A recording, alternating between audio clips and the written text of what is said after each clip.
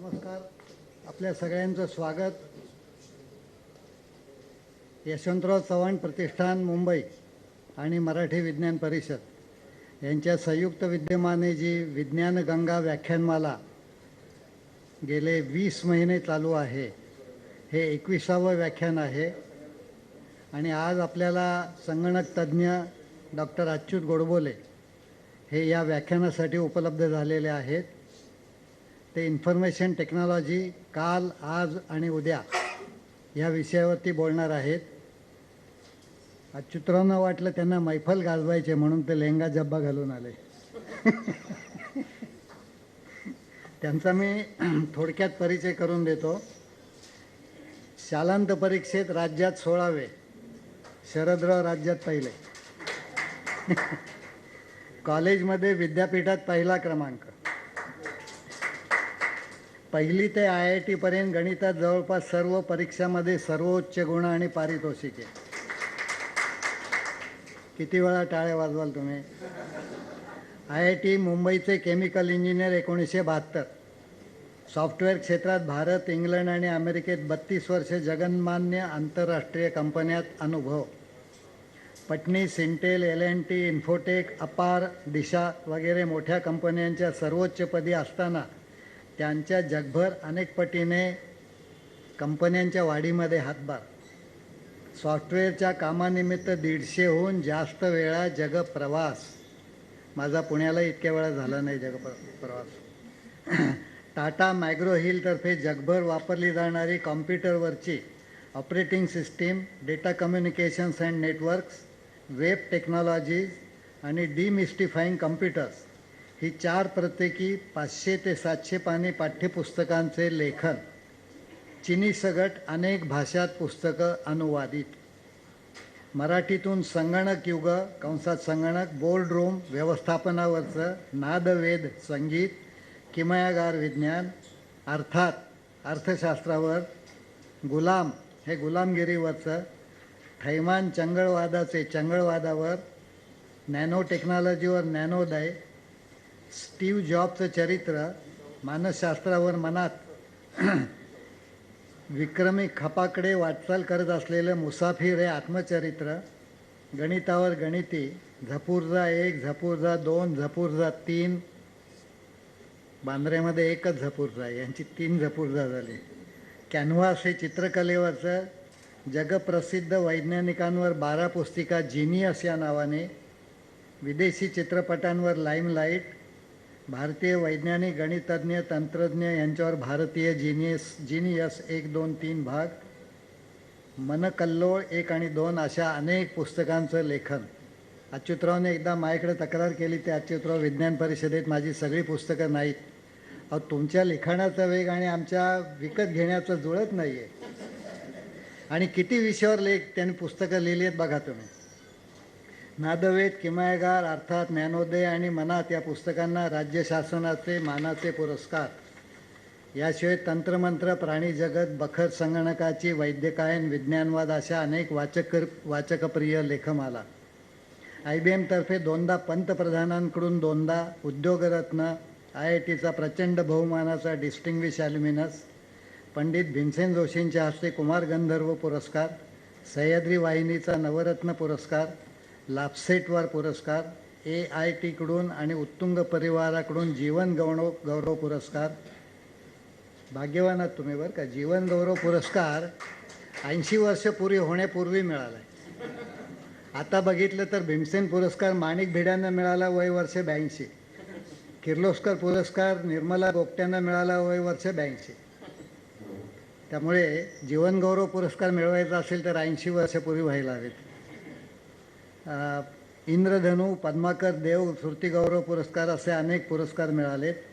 TED या प्रचंड प्रतिष्ठेच्या आंतरराष्ट्रीय भाषण मालिकेत भाषण देण्याचा बहुमान, महाराष्ट्र साहित्य परिषदेच्या पहिल्या युवा साहित्य नाट्य संमेलनाचे अध्यक्ष, आशियाना नावाची ऑटिस्टिक मुलांची शाळा काढण्यात पुढाकार, IIT नंतर भिल्ल आदिवासी चळवळीमध्ये सहभाग आणि सध्या सॉफ्ट एक्सेल कन्सल्टन्सी सर्व्हिसेसचे मॅनेजिंग डायरेक्टर. दम लागला मला. अच्युतराव, तुमचं शरदराव त्यांच्या प्रथेप्रमाणे स्वागत करतील.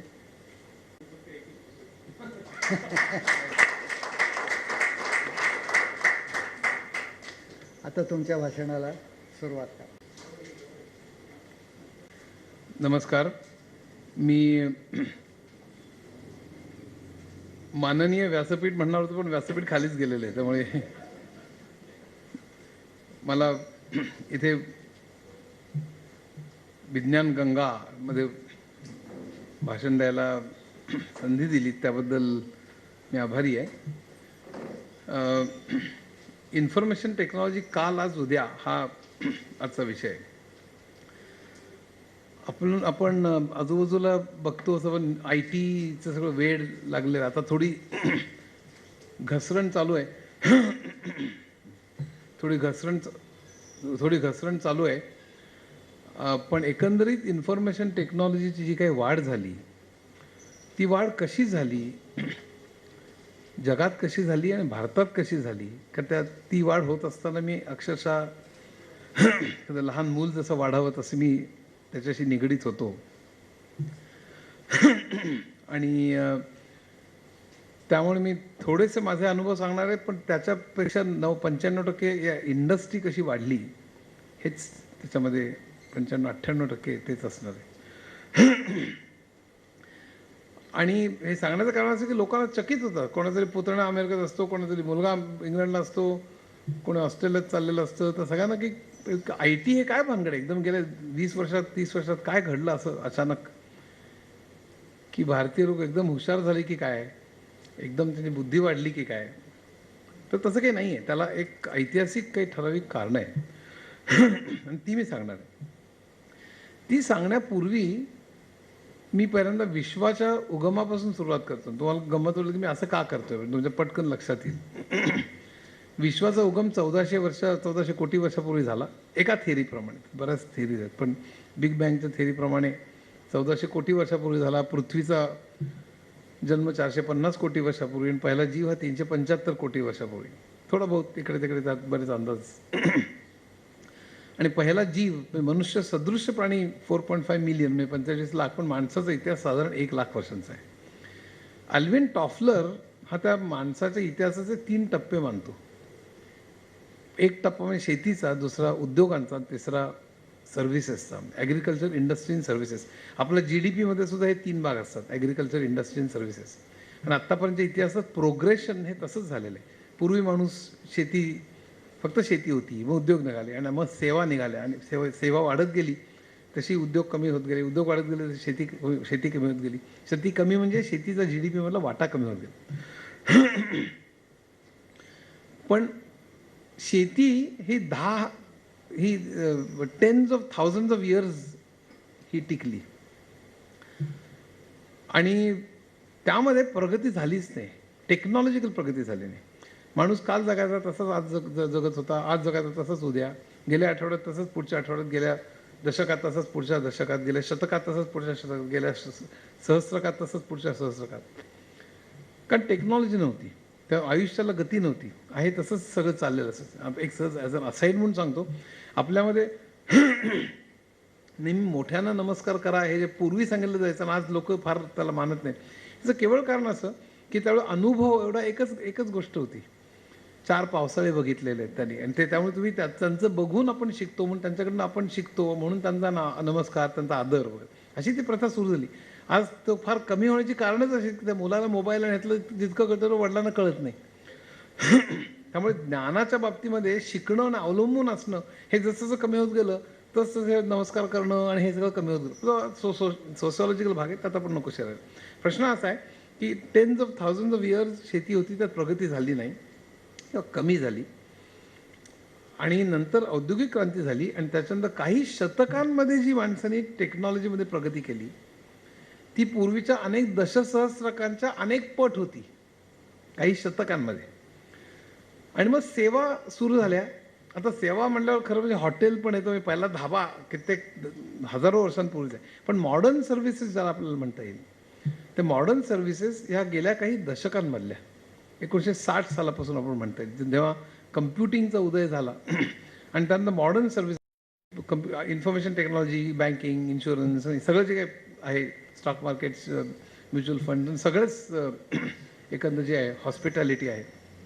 तर या मॉडर्न सर्व्हिसेस साधारण 1960 पासून जास्त वेगाने वाढायला सुरुवात झाली.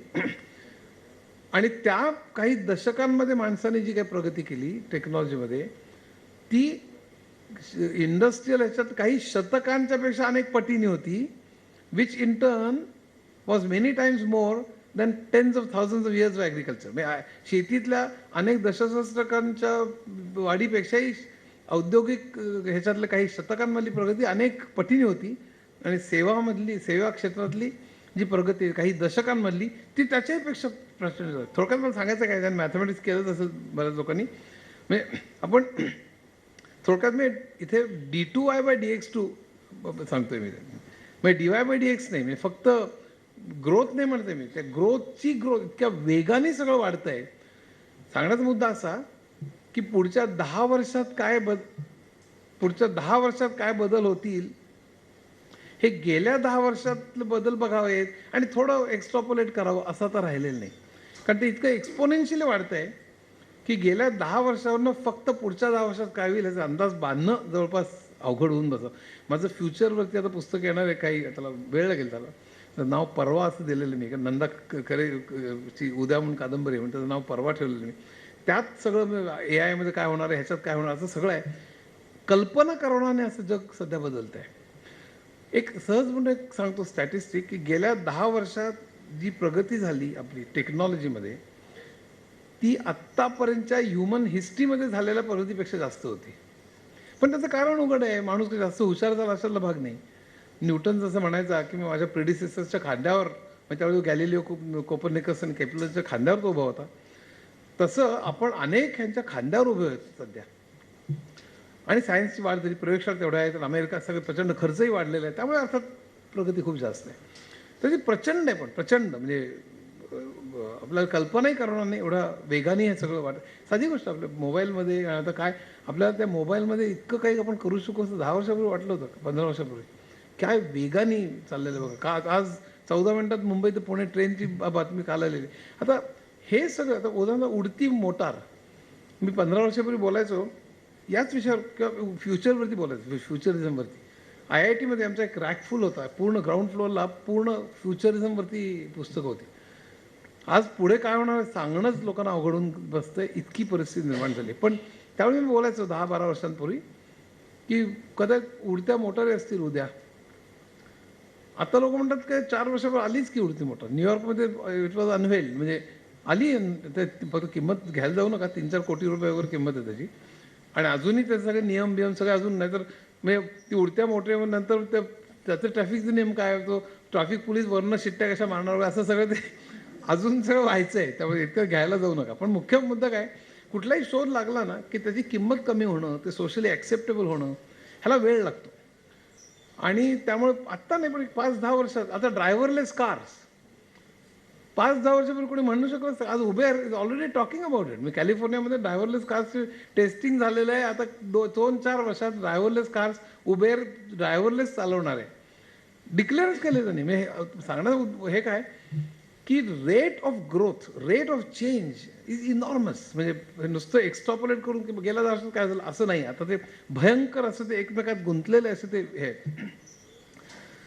आणि आम्ही IT काल आज उद्यामध्ये मी बोलीन त्यावेळी काय काय होण्याची शक्यता आहे. मी IT, BT आणि NT तिन्हीच्या विषयी थोडं एक ग्लिम्स दाखवीन. पण ITची म्हणजे या सर्व्हिसेस सेक्टर जर का आपण बघितलं तर 1960 सालापासून त्याचे 5 इपॉक्स बनतात. पहिला 5 दशकं थोडक्यात. 1960 हे मेनफ्रेम्सचं होतं, 1970 हे मिनी कम्प्युटर्सचं होतं, 1980 हे PCs म्हणजे मायक्रो किंवा डेस्कटॉप किंवा PCsचं होतं, 1990 हे इंटरनेटचं होतं, आणि 2000 ऑनवर्ड्स मोबाईल कम्प्युटिंगचं आहे, आणि इतर सगळं आपण जे बघतो. अशी जी 5 साधारण इपॉक्स आहेत. मी त्या प्रत्येकाविषयी बोलणार आहे, प्रत्येकाविषयी थोडक्यात 2-3 मिनटात बोलणार आहे. पण 1980च्या दशकाच्या विषयी मी चांगली 10-12 मिनटं बोलणार आहे. कारण आत्ता जे आपण सगळे इथे बसलेलो आहोत, आत्ता जी IT मधली प्रगती झालेली आहे, आत्ता जी आपली पोरं पुतणे आणि जे सगळं अमेरिकेत आहेत, ते 1980च्या दशकात जे घडलं त्यामुळे झालेलं आहे. हे खूप कमी लोकांना माहिती. मी आता बोलणार तुम्हाला खूप आश्चर्य आणि मजा वाटेल याच्यात, कारण हे सगळं घडलं ते अद्भुत आहे. पण त्या का झालं हे कळलं पाहिजे. आपली मुलं अचानक एकदम हुशार वगैरे झालेली नाहीत. 1960चं दशक हे मेनफ्रेम्सचं होतं. मेनफ्रेम्स मोठे होते, जे त्या काळातले लोक असतील तर माहीत असेल, मी काम केलेलं आहे त्याच्यात. मेनफ्रेमचं खोली ही एवढी जवळपास मोठी असायची, एअर कंडिशन खोली, बाहेर चपला काढून जावं लागायचं. आणि आता असं लुकलुक करणारे दिवे, तर पंच कार्ड घेऊन लोक फिरायचे बरं का. लोकांना भीती वाटायची, पंच कार्ड वगैरे काय करतात काही माहीत नाही, दिवे असे लुकलुकत असायचे. आणि त्यावेळी रिपोर्ट्स हे बॅच प्रोसेसिंग व्हायचं. म्हणजे पंच कार्ड, आपला डेटा पंच करायचा, मग फीड करायचा, मग त्याची लिस्टिंग घ्यायची, मग चेक करायचं कार्ड चुकीचं पंच होऊ शकतं, मग ते बरोबर आहे की नाही बघायचं, नसेल तर करेक्ट करायचं, पुन्हा फीड करायचं. असं करून डेटा करेक्ट आहे की नाही असं पूर्ण झालं की मग त्याचे रिपोर्ट्स घ्यायचे. मग त्या रिपोर्ट्स त्याला बराच वेळ लागायचा. आजच्यासारखं ऑनलाईन आणि रिअल टाईम नव्हतं की कीबोर्ड दाबला की तो विमानातलं किंवा हॉटेलचं सीट रिझर्व झाली, त्याच्या पुढच्या क्षणाला दुसरा कोणी 30 सीट रिझर्व करण्याचा प्रयत्न केला तर ती सीट गेलेली असते. तसं तिथं नव्हतं. ते पहिला डेटा पंच करा, मग तो फीड करा, करेक्ट करा, मग लिस्टिंग काढा आणि त्यानंतर मग रिपोर्ट करा. त्यामुळे रिपोर्ट्स लेट यायचे. प्रत्यक्ष इव्हेंट जेव्हा घडायचा तेव्हा लेट रिपोर्ट्स यायचे. ऑनलाईन आणि रिअल टाईम प्रोसेसिंग नव्हतं त्यावेळेला. त्यामुळे युजर्स फार वापरायचे नाहीत कम्प्युटर्स. कित्येक वेळेला तर इथे तुम्हाला एक कॉमन सेन्सिकल सांगतो, इन्व्हेंटरी ज्याला म्हणतात ना, आपल्याकडे स्टॉक असतो, त्यात ओपनिंग बॅलन्स असतो. माल आला की रिसीटच्या कॉलममध्ये तो लिहितो क्लार्क, आणि ओपनिंग बॅलन्स प्लस रिसीट जो क्लोजिंग बॅलन्स आहे तो आता स्टॉक वाढला आपला. इश्यू झाले तिकडनं माल किंवा विकला गेला की तो वजा करतो, तो क्लोजिंग बॅलन्स म्हणून तो वजा करतो.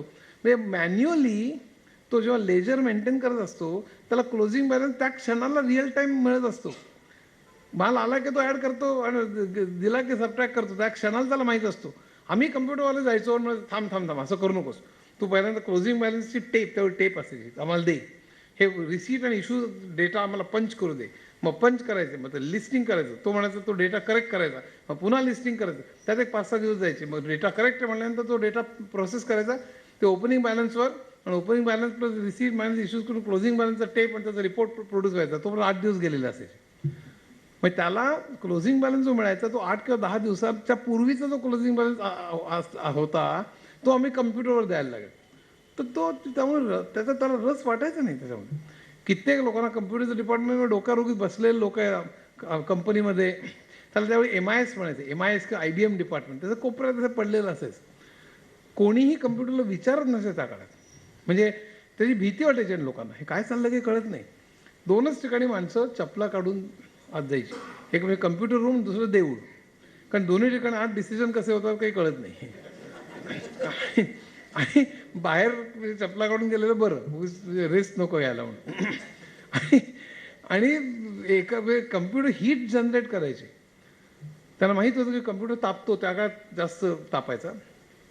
त्यामुळे एकदा तर मिनियापोलिसमध्ये त्याने एक कम्प्युटर घेतला होता एका कंपनीनी, आणि त्यावेळी फोर्डने घेतला म्हणून क्रायसलरने घेतला म्हणून जनरल मोटर्स, शेजाऱ्याने घेतला म्हणून तो नुसतं प्रेस्टिज म्हणून लोक घेऊन ठेवायचं. त्याला कसा वापरायचं कळायचं नाही. वापरला तरी बॅच प्रोसेसिंग आणि रिपोर्ट लेट यायचे, त्यामुळे फार काही त्याचा विश्वास बसायचा नाही. तो पडून असायचा आणि लोक आपलं प्रेस्टिज, आमच्याकडे कम्प्युटर आहे एवढंच त्याचं हे असायचं. आणि एकदा तर ते ॲटिकमध्ये असं जवळपास माळ्यावर तो पडला होता, कोणी काही वापरत नव्हतं मिनियापोलिसमध्ये. आणि मिनियापोलिस भयंकर बर्फ पडतो, गुडघ्यापर्यंत बर्फ असतो. तर थंडीमध्ये एक भयंकर थंडी वाजायला लागली तेव्हा कोणतरी म्हणा, अरे तो कम्प्युटर चालू करा, कारण त्यात हीट जनरेट होतं माहीत होते. तेवढाच त्याचा उपयोग त्या काळात होईल असं साधारण त्यांना वाटलं. म्हणजे IBMच्या मुख्य वॉटसनला विचारलं होतं त्या काळात की संपूर्ण जगामध्ये सगळ्या जगातलं सगळं प्रोसेसिंग करायला, अंडरस्टँड दिस, आज तुमच्या हातात जे तो कम्प्युटर आहे लक्षात ठेवा, सगळ्या जगातलं सगळं प्रोसेसिंग करायला, म्हणजे मिलिटरी, अकाउंटिंग, काय जे काय सगळ्या कंपन्यांचं, सगळ्या सरकारचं, सगळ्या जगातलं सगळं प्रोसेसिंग करायला किती कम्प्युटर लागतील? वॉटसन म्हटला 4 पुरतील म्हणला त्या काळात. कारण युटिलिटी कशी अशीच एवढीच काहीतरी होती. तर असा तो सगळा काळ होता. नंतर 1970 साली मिनी कम्प्युटर आले, प्राइसेस कमी झाल्या, आकार कमी झाले, कम्प्युटर डिपार्टमेंटल झाले. पूर्वी कंपनीत एकच कम्प्युटर होता, आता एका डिपार्टमेंटमध्ये यायला लागला. त्यावेळी जुन्या लोकांना आठवत असेल, wax, DG, data general, prime, deck वगैरे असे सगळे कम्प्युटर्स असायचे. आणि पण त्यांचं कम्युनिकेशन व्हायचं, प्रोटोकॉलमध्ये प्रॉब्लेम असायचा. तो नंतर इंटरनेटने सॉल्व्ह केला. पण बेसिकली ते एकमेकांशी बोलू शकायचे नाही. त्यावेळी नेटवर्किंगची डेव्हलपमेंट व्हायला सुरुवात झाली, डेटाबेसेस निर्माण झाले, पण अजूनही लोकांना कम्प्युटरची भीती होतीच. त्यानंतर 1980चं दशक उजाडलं आणि त्यांनी सगळी चक्र बदलली. काय झालं त्या दशकामध्ये? त्या दशकामध्ये पर्सनल कम्प्युटर निर्माण झाला आणि PC नी किमती एकदम कमी झाल्या, आकार कमी झाला, तो प्रत्येकाच्या डेस्कवर दिसायला लागला, घरोघरी दिसायला लागला, टॉपकडे दिसायला लागला, इंजिनियर्सकडे दिसायला लागला, ऑफिसर्सकडे दिसायला लागला आणि अनेक लोकांचा ते खेळायला लागलं त्याच्याबरोबर. पहिल्यांदा GUI ग्राफिकल युजर इंटरफेस म्हणजे काय त्यांना कळायला लागलं. माऊस आला, त्यामुळे त्यांना ते कम्प्युटरशी आम्हाला खेळता येते, त्यांना त्याचा विश्वास वाढला कम्प्युटरवरती. असं काहीतरी दूरचं काहीतरी पंच काढून लुकलुकतं आहे आम्हाला कळत नाही असं नाही, ते आता ऑपरेट करायला लागले, त्यांना सोपं वाटायला लागलं, त्यांचा विश्वास वाढला. त्यात रंग पण भरले. पूर्वी रंग होते म्हणजे मिनीमध्ये होते सगळे डेक वगैरेमध्ये, पण आता जास्त रेझोल्युशन आणि जास्त ॲक्युरसी वाढली, चिकार जास्त वेगळे रंग निर्माण झाले, आकर्षक बनले, मल्टीमीडिया निर्माण झाला. एक मल्टीमीडिया म्हणजे काय? आपण माणूस आत्तापर्यंत इतिहासामध्ये 4 तऱ्हेच्या मीडियमनी कम्युनिकेट करतो एकमेकांशी. 4 मीडिया पहिल्यापासून. साऊंड, तो आपण 0 आणि 1 मध्ये रूपांतर करू शकतो. आपण CD लावतो तेव्हा आपण साऊंड 0 आणि 1 मध्ये रूपांतर झालेलं असतं. फोटो, स्टील फोटोग्राफ, आपण कॅमेरामध्ये फोटो काढतो आता मोबाईलमध्ये किंवा डिजिटल फोटोग्राफ, तो फोटो 0 आणि 1 मध्ये रूपांतर झालेला असतो आणि तो आपण डिस्कवरती स्टोअर करू शकतो. तिसरं म्हणजे टेक्स्ट, आपण जेव्हा कीबोर्डनी A to Z किंवा 0 to 9 करतो तर ते पण 0 आणि 1च्या स्वरूपात ते कन्वर्ट होते. ASCII वगैरे जे काही असतील ते पण 0 आणि 1च्या स्वरूपात रूपांतर होतं. सो तुम्ही व्हिडिओ, चलचित्र, जेव्हा तुम्ही DVD लावता किंवा आता मोबाईलमध्ये सुद्धा तुम्ही हे करू शकता, ते DVD सुद्धा म्हणजे चलचित्र सुद्धा 0 आणि 1च्या स्वरूपात कन्वर्ट होऊ शकतं आणि स्टोअर होऊ शकतं. हे 4ही फॉर्मॅट्स म्हणजे मल्टीमीडिया. त्यात प्रॉब्लेम फक्त कम्युनिकेशन डेटा ट्रान्सफरच्या रेट्समध्ये असतो. म्हणून माझं ऑपरेटिंग सिस्टममध्ये अलीकडेच काही वर्षांपूर्वी मल्टीमीडिया ऑपरेटिंग सिस्टम नावाचं एक 50-50 चॅप्टर मला ॲड करावं लागलेलं आहे की ते हँडल कसं करतं आतलं. पण त्यात शिरण्याचं कारण नाही. प्रश्न असा आहे की मल्टीमीडिया पर्सनल कम्प्युटरमध्ये आला, जो पूर्वी कधीच नव्हता. त्यामुळे एकदम तुम्ही आता एका स्क्रीनमध्ये, विंडोमध्ये तुम्ही टाईप करत असताना एका विंडोमध्ये फोटो असतो, एका विंडोमध्ये काहीतरी व्हिडिओ चालू असतो, एका विंडोमध्ये काही सगळं चालू असतं. हे सगळं एका वेळी होत असणं आणि ऑपरेटिंग सिस्टम ते सगळं हँडल करू शकणं, हे सगळं चालू झालं. मल्टीमीडिया आला, कलर्स आले, GUI आला, माऊस आला, सगळं त्यांना ऑपरेट व्हायला लागलं आणि त्यांना सगळ्या लोकांना कम्प्युटरचा विश्वास वाढला आणि त्यांच्या डोक्यात कम्प्युटरची ॲप्लिकेशन्स एवढी मोठ्या प्रमाणात दिसायला लागली जी पूर्वी कधीच दिसत नव्हती. पूर्वी म्हणजे बँक, अकाउंटिंग, पेरोल, डेटा कुठे स्टोअर करणं, इथपर्यंत सगळं चालायचं. आता त्यांना त्यांच्या कल्पनाशक्तीला वाव मिळाला की आता रे पण हेही करू शकतो आपण, तेही करू शकतो. आणि कम्प्युटरनी सगळ्या क्षेत्रामध्ये पादाक्रांत केलं, इन्व्हेड केलं, माणसाचं आयुष्य संपूर्ण ऑक्युपाय केलं. आणि प्रत्येक क्षेत्रात नुसतं पूर्वी काय असायचं, आम्ही जेव्हा कस्टमर्सकडे जायचो तेव्हा आम्ही त्याला ऑटोमेशन म्हणायचे. म्हणजे तुम्ही मॅन्युअली जसं करता ते आम्ही कम्प्युटर करून देतो, आम्ही इमिटेट करतो, आम्ही मिमिक करतो. मग तुम्ही जे करता तसंच आम्ही कम्प्युटर करून देतो, तुम्ही आमचे पाठ ठोकता. हे आमचं अधिकार. तुम्ही पेरोल करताना बघा, बेसिक पे घेता, मग किती डेज अटेंडेड मल्टिप्लाय करता, मग PF वजा करता, नेट पे काढता, आम्ही ते सगळं कम्प्युटरवरती करून देतो. आणि हे जर का आम्ही कम्प्युटरवर करून देऊ शकलो तर तुम्ही आमची पाठ ठोकता. म्हणजे त्यांचा फक्त USP की आम्ही तुमचं इमिटेट करतो, मिमिक करतो, तुम्ही जे मॅन्युअल करतो. आता कम्प्युटर, आता IT असं म्हणायला लागली बिझनेसेसना की आम्ही तुमच्या मागे प्लीज आम्हाला काम द्या. तर आम्ही IT डिपार्टमेंट चक्क जायचो बिझनेसेसकडे, आम्हाला काम द्या, म्हणजे हुडूच करायचं. काय म्हणजे फार लक्ष द्यायचं, माहिती असतं की सगळं बॅच प्रोसेसिंग केव्हा रिपोर्ट येईल, बरोबर येईल की नाही मला माहिती नाही. पुन्हा आमचं मॅन्युअल आणि चेक करत बसावं लागतं, ते कटकटच जास्त असायची, तर फार कोणी विचारायचं नाही. आता इन्फॉर्मेशन टेक्नॉलॉजीने पहिल्यांदा असं स्टेटमेंट केलं, हे फार महत्त्वाचं, लक्षात ठेवा. ज्यांनी मॅनेजमेंट केली, MBA, हे फार महत्त्वाचं आहे, त्याच्याकडे मी येणार आहे. पहिल्यांदा असं स्टेटमेंट केलं की तुम्ही मला वापरा. इन्फॉर्मेशन टेक्नॉलॉजी बिझनेसेस म्हणाली, तुम्ही इन्फॉर्मेशन टेक्नॉलॉजी वापरा, ते जर का नाही वापरलं, तुमच्यावर उपकार नाही वापरलं, तर तुम्ही बिझनेसमधून फेकले जाल. मग यू बेटर यूज मी असं ते होतं की आता प्लीज मला काम द्या. नाही, ह्याचं कारण असं की 1980च्याच दशकात मायकेल पोर्टर तुम्ही जर का, किंवा मायकेल पोर्टर इतरही अनेक, टॉम पीटर्सन आणि सगळे जे बिझनेसचे हे झाले, त्यामध्ये बिझनेस प्रोसेस रिइंजिनिअरिंग नावाची कल्पना निघाली. BPR त्याला म्हणतात. आणि इनफॅक्ट BPR चॅम्पियन अनेक लोकांची पुस्तक आहेत. BPR जे पुस्तक आहे, बिझनेस प्रोसेस रिइंजिनिअरिंग द कॉर्पोरेशन नावाचं पुस्तक आहे. MBA करणाऱ्या लोकांनी तुमच्या लायब्ररीत असेल सुद्धा. रिइंजिनिअरिंग द कॉर्पोरेशन, त्यातलं एक चॅप्टर आहे IT द एनेबलर. हे रिइंजिनिअरिंग जे आहे ते त्याला IT मुळे हे रिइंजिनिअरिंग शक्य आहे. What is रिइंजिनिअरिंग? रिइंजिनिअरिंग म्हणजे ऑटोमेशन नव्हे. रिइंजिनिअरिंग म्हणजे तुम्ही करता ती कुठली गोष्ट करण्याची प्रोसेस, जी पद्धती आहे त्याला प्रोसेस म्हणतात. आपण पेरोल करतो, त्याची प्रोसेस काय? तसं काय एम्प्लॉईजची लिस्ट आणि त्यांचं बेसिक पे घ्यायची, त्याचं अटेंडन्स शीट बघायचं, कोणी किती अटेंड केलं तर बघायचं, आणि त्याप्रमाणे त्याचं किती पे तर बघायचं, मग त्याचं किती डिडक्ट करायचं ते डिडक्ट करायचं, नेट पे काढायचं, आणि मग चेकवर लिहायचं. असं समजा तुम्ही त्याला प्रोसेस म्हणता. ही जी प्रोसेस आहे, मग पर्चेसिंगची असेल, सेल्सची असेल, पेरोलची असेल, अनेक गोष्टींची, प्रोडक्शन प्लॅनिंगची असेल, हॉस्पिटल किंवा हॉटेलमध्ये रूम बुकिंगची असेल, या सगळ्या प्रोसेसेस पूर्वी फक्त ऑटोमेट व्हायच्या. आता या पूर्वी ज्या तऱ्हेने तुम्ही करत होता ती प्रोसेस, ती फेकून द्या आणि कम्प्युटर सेंटरला, कम्प्युटर अँड कम्युनिकेशन हे सेंट्रल धरून तुम्ही त्याच्यावर नवीन प्रोसेस रिबिल्ड करा. दिस is BPR. BPR is not automation of mimicking the manual process. BPR is actually completely discarding, obliterating असा शब्द वापरला जातो, obliterating the old process and building a new process based on computers and communication. This is BPR. आणि त्यांनी प्रचंड एकदम लाट उसळली. 3-4 उदाहरणं देणार आहे मी BPRची, तुम्हाला कळेल मी काय म्हणतोय ते. टेक उदाहरणार्थ ATMs बँकमधले. पूर्वी मी कॅश विड्रॉ करायचो किंवा डिपॉझिट करायचो, काय करायचो, मी जायचो बँकेमध्ये आणि मला टोकन मिळायचं, मी वाट बघायचो, टिंग टिंग बेल वाजायची, मी तिकडे जायचो आणि मी कॅश मला मिळायची किंवा मी डिपॉझिट करायचो. ATM झाले आणि एक संपलंच.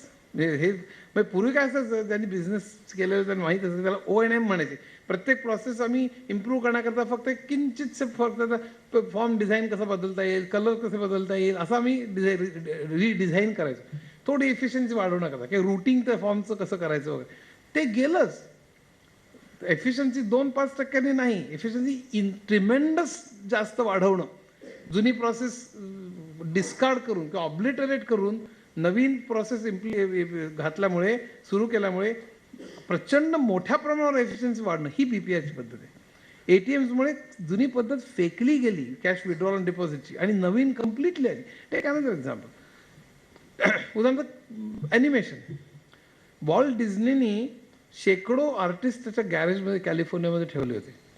ॲनिमेशन कसं चालतं, एक मांजर आपल्याला इकडनं तिकडे जाते असं आपल्याला दाखवायचं असेल तर एक आर्टिस्ट मांजराचं या भिंतीपाशी असण्याचं एक चित्र काढायचं, मग आणखीन एक चित्र काढायचं, मांजर थोडं हल्लं आहे असं, मग आणखीन एक चित्र काढायचं, मांजर आणखीन थोडं हल्लं आहे असं, असं करत करत करत मांजर त्या भिंतीला गेलं असं चित्र काढायचं. आणि ती सगळी चित्र शूट करायची, ती रीळावर टाकायची आणि ते रील दाखवायचं एका पर्टिक्युलर स्पीडने, generally more than 10 per second. आता 24 per second, 36 जे काय असेल ते, पण 10पेक्षा जास्त नक्की. का बरं? दर सेकंदाला 10पेक्षा जास्त, म्हणजे प्रत्येक चित्राला 1 दशांशपेक्षा कमी वेळ. का बरं? कारण त्याचं आपल्या डोळ्याची प्रॉपर्टी अशी की प्रत्येक चित्र आपल्या रेटिनावरती 1/10 of a second टिकतं.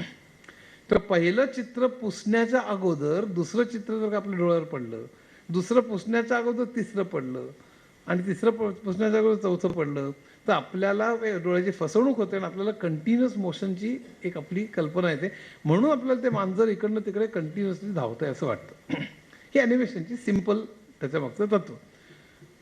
पण आता एका सेकंदाला, त्यामुळे 10 मिनिमम, खरं जास्त असतात पण 10, एका मिनिटाला 600, मी एका तासाला 600 गुणिले 60 म्हणजे 36,000. आपण टॉम अँड जेरीचं आपलं बघतो तर असं किती चित्र काढावे लागले असतील बघा. फक्त त्यात इतकी चित्र काढावं लागत नाही, तर ट्रेसिंग करताना ट्रिक्स वगैरे वापरून ते भराभर काढू शकतात. पण मुख्य जे प्रचंड श्रम पडायचे त्याकरता.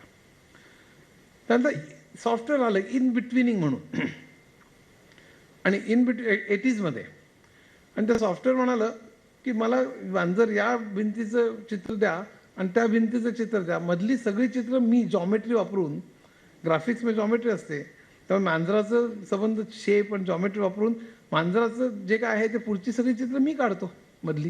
म्हणजे सॉफ्टवेअर ऑटोमॅटिकली ती चित्र जनरेट करायला लागला आणि सॉफ्टवेअरला मी चित्र काढीन, ती सगळी स्टोअर करीन डिस्कवरती आणि तुम्ही म्हणाल त्या रेटनी मी दाखवीन. 5 म्हटलं 5, 10 तर 10, 20 तर 20. आपण 10 म्हटलं की 10 रेटनी ती सगळी चित्र स्क्रीनवर यायला लागली. स्क्रीनवर आपल्याला तो मांजर पळताना दिसायला लागलं. म्हणजे हे सगळे आर्टिस्ट बेकार झाले. ह्याचा सोशल इम्पॅक्ट बघा. ATM जेव्हा आले तेव्हा टेलर क्लार्क्स बेकार झाले. म्हणून मॅनेजमेंट मी एक लेख लिहिला होता सप्तरंगमध्ये की सातत्याने बदला नाही तर तुम्ही नष्ट व्हाल. मग त्यांनी अनलर्न अँड लर्न आम्ही मॅनेजमेंट शिकवायचो की सातत्याने, आणि याचा स्पीड वाढलेला आहे. मी इतका की आता सायकोलॉजिकल प्रॉब्लेम्स येतील तो वेगळा विषय आहे, पण इतक्या फास्ट तऱ्हेने आपल्याला अनलर्न लर्न करावं लागणार आहे पुढच्या ह्याच्यात. कारण टेक्नॉलॉजी आणि ऑब्सोलिसन्स का भयानक वेगाने वाढत आहे की जुनं सारखं विसरून तुम्ही नवीन शिकल्याशिवाय तुम्ही या ह्याच्यात टिकूच शकणार नाही. एका सोशिओलॉजिस्टने सांगितलंय की तुमच्या करिअरमध्ये, आत्ता नाही पण पुढच्या यंग ते बसले मागे, त्यांच्या करिअरमध्ये 6 वेळेला तुम्ही जॉब बदलाल. जॉब बदलाल जॉबचा नेचर बदलाल. जेव्हा कॉल सेंटरच्या एका ह्याला मी असं भाषण देत होतो आणि 6 जॉब एक तुमच्या आयुष्यात बदल, आयुष्यात कसं मी एका वर्षात बदलू शकतो मला. ते जॉब बदलणे विप्रो टू इन्फोसिस नाही किंवा state bank to bank of Maharashtra नाही. Nature of job. आता मी टेलर क्लार्क होतो, मला माझं काम सोडून दुसरं शिकून काहीतरी मी टिकलो तरच मी टिकणार, नाही तर मी नष्ट होणार. हा जो सगळा प्रकार आहे की आता जे चित्रकार होते डिझनीकडे, ते त्यांना नवीन काहीतरी शिकलं. ते आणखी उदाहरणं देतो.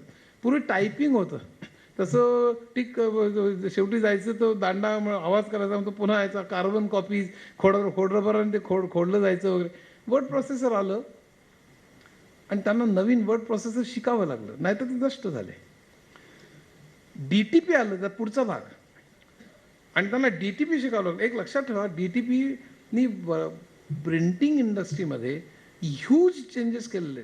टेक न्यूजपेपरमध्ये तुम्ही कल्पना करा, पूर्वी समजा न्यूजपेपर आता 11 वाजता छापायला जाणार आहे, 9 वाजता बातमी आली केनेडींचा खून झालेला आहे समजा, मी काही करू शकत नाही. आत्ता 9 वाजता बातमी आली की पुढच्या 2 तासात मी संबंध पेज बदलू शकतो. फ्रंट पेजवर केनेडींचा फोटो, सगळे इंटरनॅशनल बातम्या फाट तिकडनं आणू शकतो, हे 4थ्या पानावर घडवू शकतो. पूर्ण रिअरेंज करून एका तासात जे वर्तमानपत्र मी छापणार आहे ते कम्प्लिटली बदलू शकतो. हे अशक्य होतं. खेळे जुळवणी वगैरे बनवणे अशक्य होतं पूर्वी. झालंय का त्यामुळे की संपूर्ण वे वी वर्क हा आमूलाग्र बदल जो रोज घडतोय आणि जो गेल्या 80s पासून सुरुवात झाली. कारण कम्प्युटरनी प्रत्येक क्षेत्रात नुसतं पादाक्रांत केलं नाही, ज्या तऱ्हेने तुम्ही काम करता त्याच्यावर अटॅक केला, ते आमूलाग्र बदललं. DTPचं स्कॅड कॅम, पूर्वी ड्राफ्ट्समॅन हे करायचं T² घेऊन. IIT मध्ये पहिल्या वर्षी आम्ही T² घेऊन ते ड्रॉइंग करायचो. आम्ही नाही करायचो, पण 10 वर्षापूर्वी कोणीतरी केलं होतं. आम्ही GT ग्लास टोपो मारायचो. पण कोणाला तरी इतिहासात करावं लागायचं म्हणजे. पण मुख्य म्हणजे असं की आता कॅम आल्यानंतर ऑटोडेस्क त्यातलं अगदी लहान उदाहरण, संपूर्ण हे त्याचं पॅकेज शिकावं लागलं, त्याचे अनेक काय त्याच्यात तुम्हाला करता येतं सगळं शिकावं लागलं. ते नाही आलं तर पूर्वी तुम्ही ज्या तऱ्हेने फक्त नुसती मोजमापन ते पेन्सिलनी जे करायचा, कर्कटक घेऊन 1000 वर सगळं गेलं. आता तुम्हाला वेगळ्या तऱ्हेने एक लक्षात ठेवा की मी बोईंगमध्ये गेलेलो आहे आणि जीच्या तर अनेक जी एअरक्राफ्ट सिन्सिनॅटीला, you cannot even imagine. Even टाटाची मोटर कंपनी तुम्ही बघा, बिल ऑफ मटेरियल तुम्हाला माहीत असेल कदाचित. म्हणजे एक कार म्हणली की फायनल प्रॉडक्ट म्हणलं की त्याच्या अनेक सब असेंब्लीज असतात, सब असेंब्लीज असतात. ह्या ज्या लेवल्स आहेत ना, या लेवल 28-29 असतात. त्या प्रत्येक लेवलला अनेक कॉम्पोनंट्स आणि सब असेंब्लीज असतात. किती कॉम्प्लेक्स असेल बघा. त्यातला प्रत्येक ठिकाणी मॅनेजमेंटला डिसिजन घ्यायला होतो मेक ऑर बाय. तुम्हाला मॅनेजमेंटच्या लोकांना माहीत असेल, आपण आत करायचा का बाहेरनं विकत घ्यायचा. So this a cost benefit analysis वगैरे. पण त्या ठिकाणी आणि प्रत्येकामध्ये व्हेंडर्स दरवेळी दारात ठेवतो. आता आम्ही नवीन प्रॉडक्ट वापरलाय, आम्ही नॅनो पार्टिकल वापरले, हा जास्त टिकाऊ आहे. दर त्यातल्या सब असेंब्लीला किंवा पार्टला अनेक व्हेंडर्स सारखे दाखवत असतो. सो एक मी प्रॉडक्ट काढतो तर त्यातलं प्रत्येक चूज करून मेक ऑर बाय, आणि त्यातलं प्रत्येक चूज करून मी एक फायनलाइज करतो आणि तो मार्केटमध्ये येईपर्यंत आणखीन बरेच चेंजेस आलेले असतात. सो हे फार इव्हॉल्विंग प्रोसेस असते. नाही इमॅजिन त्यातलं एक जे डिझाईन असतं ना ते परचेसिंग, इन्व्हेंटरी, सेल्स सगळीकडे एकच डिझाईन असावं लागतं आणि असे असंख्य पार्ट्स आणि सब असेंब्लीज की कॉम्प्लेक्स प्रोसेस आहे ती मॅन्युअली. म्हणजे फोर्डने जे 1912 साली मोटार काढली मला अशक्य कुठली गोष्ट वाटते. कसं तिने काढली मला काही कल्पना येत नाही. पण आता कॅड कॅमनी आणि एक चित्र मी काढलं की सगळ्या डिपार्टमेंटमध्ये एकच कॉपी त्याची आणि बाकी सगळी व्हर्शन्स वेगळी स्टोअर करणं, ते योग्य वेळी ती पुल आउट करणं, ती इतरांशी जोडणं इतकं मी मॅन्युफॅक्चरिंग अशक्य आहे आज विदाऊट कॅड कॅम. अशक्य एवढी एकच गोष्ट आहे. म्हणजे तर मला असं वाटतं की यामुळे झालं काय की संपूर्ण नवीन स्किल्स ही निर्माण झाली. ज्या तऱ्हेने तुम्ही काम करता, बँकिंग असेल, इन्शुरन्स असेल, प्रोडक्शन असेल, प्रिंटिंग असेल, एंटरटेनमेंट असेल, जसं तुम्ही आता तर काय ॲनिमेशन 2D आणि 3D म्हणजे जर का ॲडव्हर्टिजमेंटमध्ये आणि सिनेमामध्ये ॲनिमेशन वापरायचं नाही असं जर का सांगितलं तर पहिला कोण आत्महत्या करेल तर तो रजनीकांत. तो म्हणाल का आयुष्याचा अर्थच नाही, अशक्य आहे. आता सगळ्या सिनेमा, सगळ्या जाहिराती, सर कोलगेटची टूथपेस्ट असते कशी एकदम उडते बरं का आणि असे दुसऱ्या कोणाच्या तरी हातात येते. म्हणजे काय टूथपेस्ट अशी मग थोडी थोडी वर असं करून तुम्हाला वरती हवेत जाते असं काही दाखवता येतं ना तुम्हाला. काय एकदा ॲनिमेशनचं तत्व म्हणल्यानंतर काय. पण खरंच जर का असं मी न्यूटन थडक्यात गरगर फिरेल किंवा आता खाल्लं वरती उडायला लागलं तर म्हणजे म्हणलं मी एवढं गुरुत्वाकर्षण वगैरे काढलं काय चाललंय. पण ॲनिमेशनने काहीच पण दाखवता येतं. संपूर्ण ॲड इंडस्ट्री बघा, सगळ्या जाहिराती बघा, अशक्य होईल. So the way you work प्रत्येक क्षेत्रामध्ये हे इतक्या आमूलाग्र बदललं बरं का की नवीन स्किल्स निर्माण झाली, जुनं कम्प्लिटली खराब झालं. त्याचा परिणाम काय झाला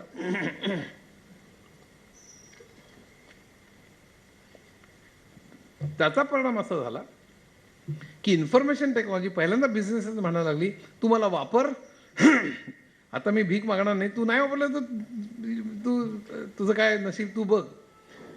सो क्रायस्लरने बघा का वापरलं आणि फोर्डने नाही वापरलं तर फोर्ड खलास होईल म्हणजे कॉम्पिटिशनमध्ये. मॅन्युफॅक्चरिंग वापरलं नाही, बिल ऑफ मटेरियल वापरलं नाही, कॅडकॅम वापरलं नाही तर खलास, म्हणजे इनएफिशियन्सी वाढेल. फोर्डने वापरलं पण जनरल मोटर्सने वापरलं नाही, जनरल मोटर्स खराब होईल. सो प्रत्येक जण 1980च्या दशकामध्ये एस्पेशली लेट 80sमध्ये आणि हे सगळं बघितलं स्वतः इतका प्रचंड वेगाने ॲप्लिकेशन्स डेव्हलप करायला सुरुवात केली अमेरिकेमध्ये. आणि अमेरिका या सगळे सिग्नल्स आहेत ना, अमेरिका फार क्विक असतं, युरोप त्याच्या खाली, मग जपान तर फारच स्लो, पण ते एकदा केलं की ते खूप स्ट्रॉंग असतात. पण अमेरिकेने ते सिग्नल्स कॅच केले जे नवीन जे चेंजेस आहेत ते, आणि त्यांनी सगळ्या कंपन्यांनी त्यांना कळलं की हे आपण केलं तर आपण गेलो कॉम्पिटिशनमध्ये. आणि कॉम्पिटिशन फिअर्स होती प्रत्येक ह्याच्यात. So almost all companies started using information technology प्रचंड वेगाने. त्यामुळे प्रोग्रामर्सचे रेट वाढले, पण प्रोग्रामर्सचं शॉर्टेज भयंकर तिथे. एका प्रोग्रामरला एका तासाला अमेरिकेमध्ये $100, $80 अमेरिकन डॉलर्स हे त्या काळात मिळायचे. त्यावेळेला आम्ही खडबडून जागे झालो. मी त्यावेळी पटणीत होतो. नारायण मूर्तींनी पटणी सोडून इन्फोसिस चालू केली होती. इथनं एक्झॅक्टली 4 मिनिटावर रहेच्या चेंबर्समध्ये नारायण मूर्तींनी सोडली. त्यानंतर काही आठवड्यात मी त्याच खुर्चीवर बसलो आणि पुढच्या 11 वर्ष मी पटणी चालवली. सगळं माझं डोळ्यासमोर घडत होतं. त्या इन्फोसिस लहान होत्या आमच्यापेक्षा. इनफॅक्ट मी IT असेपर्यंत मी 2000 सालापर्यंत मी CEO वगैरे होतो, तोपर्यंत इन्फोसिस खरं म्हणजे आमच्या जवळपास लहान होते. 1996-98 पर्यंत निदान.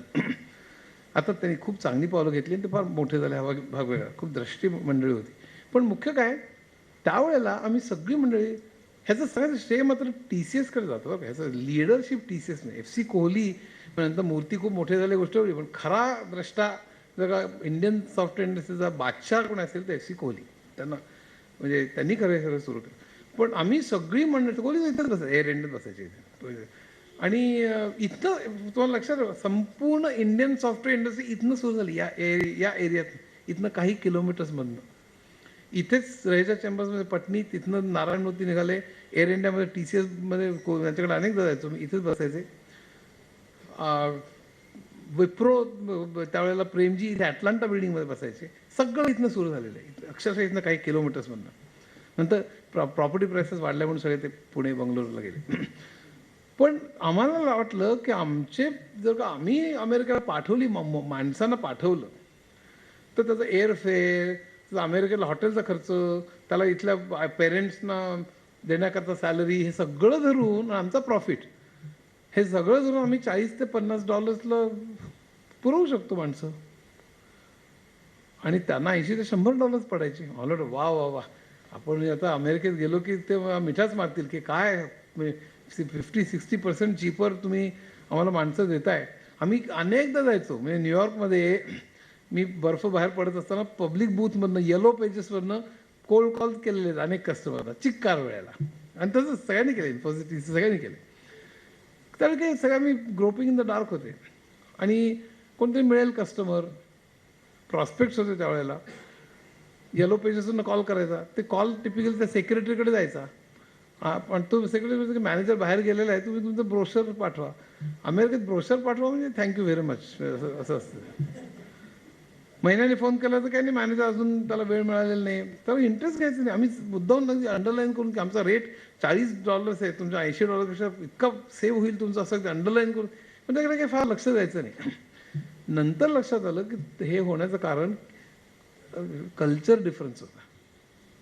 CNN, ABC, CBS, त्या सगळ्या चॅनेल्सनी भारताविषयी जे चित्र उभं केलं होतं ते म्हणजे भारतात सर्पंट्स, एलिफंट्स अँड मॅजिशियन्स आहेत. तिथे साप आहेत, गारुडे आहेत आणि हत्ती. आणि ते खरंच होतं, खोटं कशाला बोला. हत्ती फिरायचे, साप फिरायचे, गारुडे पण फिरायचे भारतामध्ये. त्यामुळे मी न्यूयॉर्कमध्ये इनफॅक्ट पहिलं जे प्रेझेंटेशन दिलं त्यावेळी मी असं दिलं की India is full of serpents, elephants and magicians, but we also have good programmers म्हणून. पण तो माझ्याकडे अगदी अविश्वासाने बघायला लागलो, विथ कम्प्लीट डिसबिलीफ. कारण काय काहीतरी काय बोलतोय म्हणजे प्रोग्रामर्स. मग आम्हाला मीटिंगच मिळायची नाही पहिल्यांदा. म्हणजे मीटिंग कारण कोण इंडियन कम्प्युटर बघितलं की नाही. तर मी म्हटलं की वी हॅव गुड प्रोग्राम. तर म्हटलं प्रोग्रामर्स तुम्ही कम्प्युटर बघितला आहे का. त्यावेळी मी सांगायचो की अगदी म्हणजे भयंकर अभिमानाने की वी हॅव IITs. म्हणजे मला वाटलं की अरे तो अगदी उठून म्हणे शेक हँड करेल. तो म्हटलं व्हॉट इज IIT. म्हणजे that was end of the story. म्हणजे मला लॉंग फॉर्म सांगावा लागायचा आणि काय वगैरे असं सगळं. म्हणजे मी त्यावेळेला अगदी शशी कपूरच्या शोलेमधला डायलॉग सारखं म्हणायचो. मेरे पास मेरी माँ आहे तसं, वी हॅव IITs वगैरे. पण काय तसं काय फार फायदा व्हायचा नाही. तो म्हणायचं व्हॉट इज IIT. म्हणजे that was end of the story. पण फक्त आता आम्ही फास्ट फॉरवर्ड करतो. 25 वर्षांनी साधारण 2004 साली मी अमेरिकेत होतो. CBS चॅनलवरती CBS 60 नावाचा एक प्रोग्राम असतो. ते CBS 60 खूप प्रेस्टिजियस प्रोग्राम आहे. त्याच्यात MIT, Stanford, Carnegie Mellon type याच्या 4-5 बॉसेस त्यातले म्हणजे कुलगुरू टाईप सगळे आलेले होते. आणि ते मला तुकवून म्हणत होते की IIT is one of the best universities in the world त्या काळात. पण त्याचं कारण होतं. ते खरंच बेस्ट आहे की नाही वेगळा मुद्दा, आता वादाचा विषय निर्माण झाला आहे. पण नाही फक्त IITचं नाही बरं का, कित्येक इन्स्टिट्यूट तुमच्यासारख्या इतर अनेक इन्स्टिट्यूट, इंजिनिअरिंग कॉलेजेस या सगळ्यांनी याच्यात काम केलेलं आहे. IIT रिप्रेझेंटेटिव्ह म्हणून सांगतोय फक्त. COEP असेल, रिजनल इंजिनिअरिंग कॉलेजेस असतील, अनेक उत्कृष्ट यांनी काम केलं. पण ह्यांनी काय झालं की मधल्या काळात जे काय झालं तरी क्रेडिबिलिटी बिल्ड झाली. आणि म्हणून हे माना तुकवत होतं. मग मी सांगतो पुढे काय झालं. हे सगळं झाल्यानंतर पहिल्यांदा रिक्वेस्ट केली, आम्हाला हुडूत केलं. आश्चर्य वाटेल एवढा प्राईस डिफरन्स असून सुद्धा अनेक महिने बेग बॉरो स्टील म्हणतात तसं प्रचंड रिक्वेस्ट करून फायनली एका माणसाने माझी दया आली त्याला माझी. आणि तो म्हणाला ठीक आहे तुम्ही 2 माणसं पाठवा म्हणाला. ती जर का चांगली असतील तर आम्ही ठेवून घेऊ, नाही तर परत करू म्हणा. 15 दिवसांनी आम्ही परत पाठवतो, तुमच्या खर्चावर आणा, आम्ही बघू ठीक आहे की नाही. मी आमच्या टीममधली MTech कम्प्युटर सायन्स सगळ्यात प्रचंड हुशार अशी माणसं निवडली. आणि माझ्याकडे माणसं खूप चांगली होती. मूर्ती ग्रेट असते. सगळी IITतली BTech MTech सिलेक्ट केलेली होती. आणि त्यातली सगळ्यात 2 प्रचंड हुशार माणसं मी निवडली. पण त्यांना फक्त हुशारी चालत नाही ना, त्यांना सगळं कसं वागायचं ते सांगायचं होतं. ते उजवीकडनं गाडी चालवायची का डावीकडनं गाडी चालवायची पासून सगळं. शेक हँड करताना मला कोच करावं लागायचं. शेक हँड करताना ग्रिप अशी नीट असं लागतं अमेरिकन माणसावर. आणि डोळ्यात डोळे मिसळून तुम्ही त्याच्यावर बघावं लागतं. तुम्ही याचं भलतीकडे बघायला लागलात तर तो इट्स अ मार्क ऑफ डिफिडन्स. म्हणजे तुम्ही कॉन्फिडन्स म्हणजे डोळ्यात डोळे सिनेमात बघा किंवा कुठल्या अमेरिकन माणसाशी बोलताना बघा, शेक हँड करताना तुमच्याशी डायरेक्ट तो डोळ्यात डोळे मिसळून बोलत असतो. ते शिकवावं लागायचं. भले तिकडे बघू नको, स्पेशली मुलींना. मग त्यावेळी त्या काळात ना मुली म्हणजे अरे परपुरुषाच्या डोळ्यात डोळे मिसळून असं बोलायचं म्हणजे काय, हे भलतंच झालं. ते भयंकर म्हणजे विचित्र वाटायचं त्याला. आता काळ बदलला. आता जेव्हा एखादी मुलगी जाते अमेरिकनशी शिकायला करतो, अमेरिकन म्हणून दुसरीकडे बघायला लागतो असं ऐकलं मी. तो भाग वेगळा. पण त्या काळात भयंकर त्रास व्हायचा. इंग्लिश सुधारा बोलता असं सगळं. त्याला खूप पढवलं आणि त्यांना मी एअरपोर्टवर चक्क सोडायला गेलो. मी कधी आत्तापर्यंत मी हजारो मुलांना अमेरिकेला पाठवलं आयुष्यात, करिअरमध्ये हजारो. पण कोणाला एअरपोर्टवर सोडायला वगैरे काही गेलो. त्या 2 मुलांना मात्र गेलो. त्या काळात म्हणून माझं हारबीर घेऊन यायची बघायचं अमेरिकेत जाताना. भयंकर प्रकार होतो. एअरपोर्टवर 20 माणसं जमलेली आणि ते हारबार ते सगळं झालं प्रकरण. ते गेलं. त्यांच्या हातात मी मॅन्युअल ठेवलं होतं, लक्षात ठेवा. 500 का 600 पानी ओरॅकल टाईप कुठलं तरी मॅन्युअल, मला लक्षात नाही कुठला प्रॉडक्ट होता. त्यांना तो प्रॉडक्ट कधीही माहीत नव्हता. त्याचं मॅन्युअल मी पैदा केलं होतं. त्याचं कशावर ते काम करणार आहे ते मॅन्युअल त्यांच्या हातात ठेवलं. म्हटलं तुम्ही विमानात वाचा, वीकेंडला तुम्ही पोचाल, जेट लॅग वगैरे सगळं काय असेल ते पण तुम्ही ते वाचा आणि त्यानंतर सोमवारी तुम्हाला कामाला रुजू व्हायचं आहे. शिका तेवढ्यात ते त्या विमानात. प्रत्यक्षात काही अनुभव नाही. पण ती माणसं ग्रेट होती.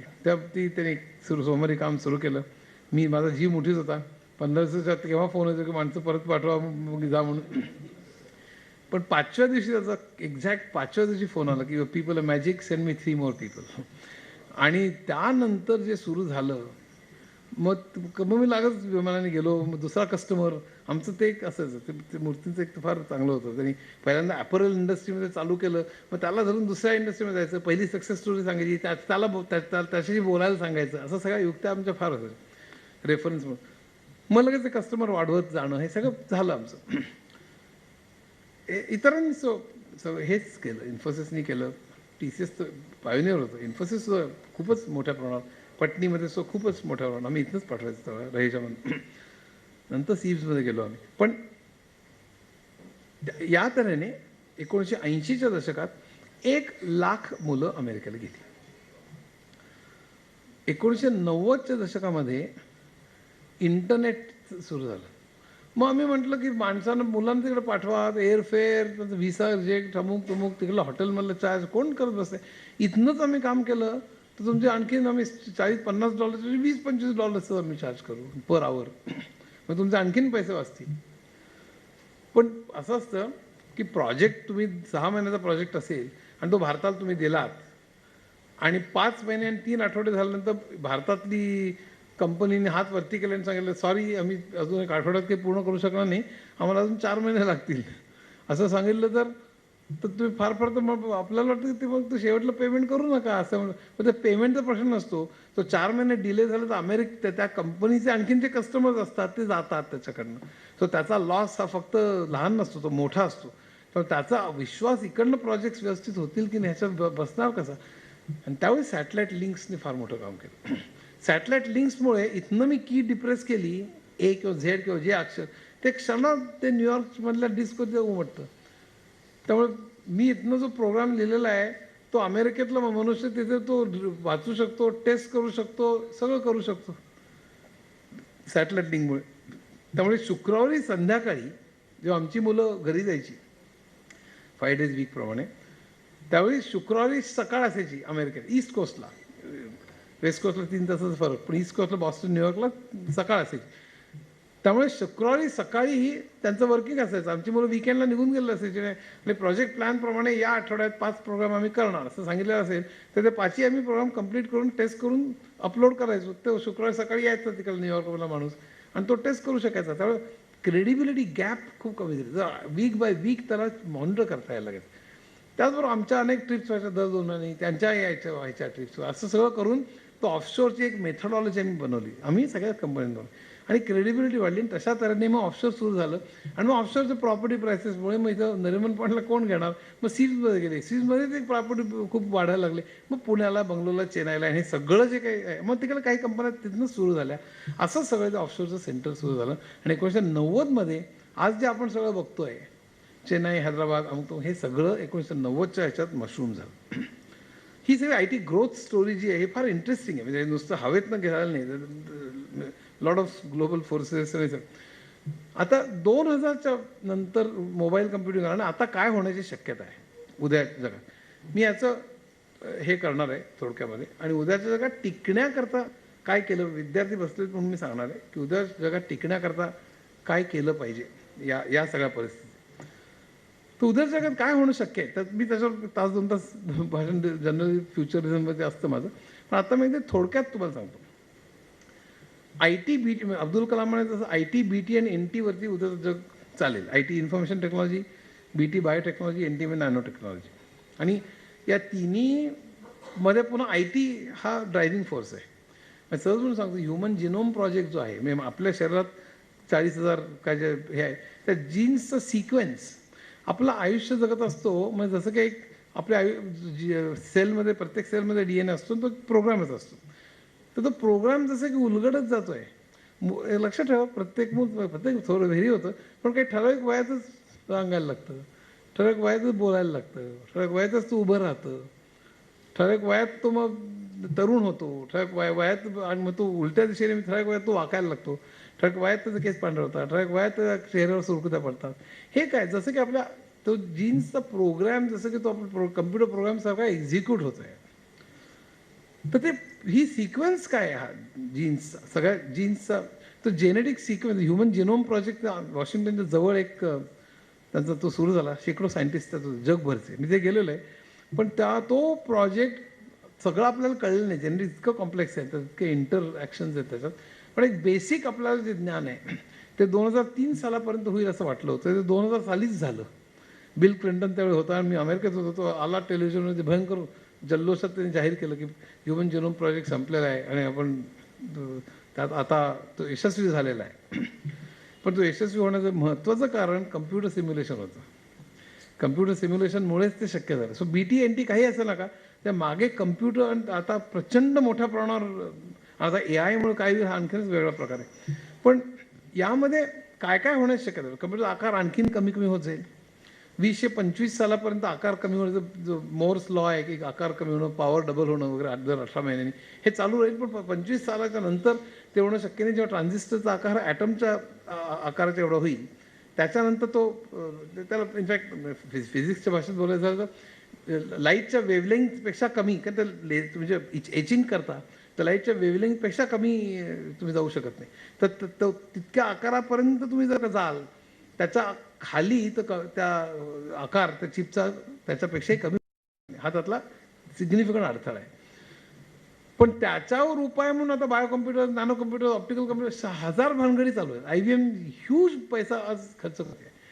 त्यामुळे त्याला ओलांडून जाण्याची शक्यता, म्हणून 25 सालापर्यंत होणार म्हणलं त्यांनी आत्तापासूनच इतका प्रचंड रिसर्च चालू आहे की by that time Moore's law पुन्हा अस्तित्व येऊन का वेगळ्या स्वरूपात येऊन दर काही महिन्यांनी पॉवर दुप्पट होणं किंवा साईज कमी होणं हे चालूच राहील की काय, असा प्रश्न आहे. पण यामध्ये होण्याची काय शक्यता आहे कम्प्युटर्समध्ये, की आता एक 2-3 उदाहरणं. बायोनिक्स हा जो प्रकार आहे की आपल्या मेंदूमध्ये समजा एक चिप बसवली आणि ते आपले विचार जे आपल्या डोक्यात आहेत ते विचार समजा ते चिपला कळले.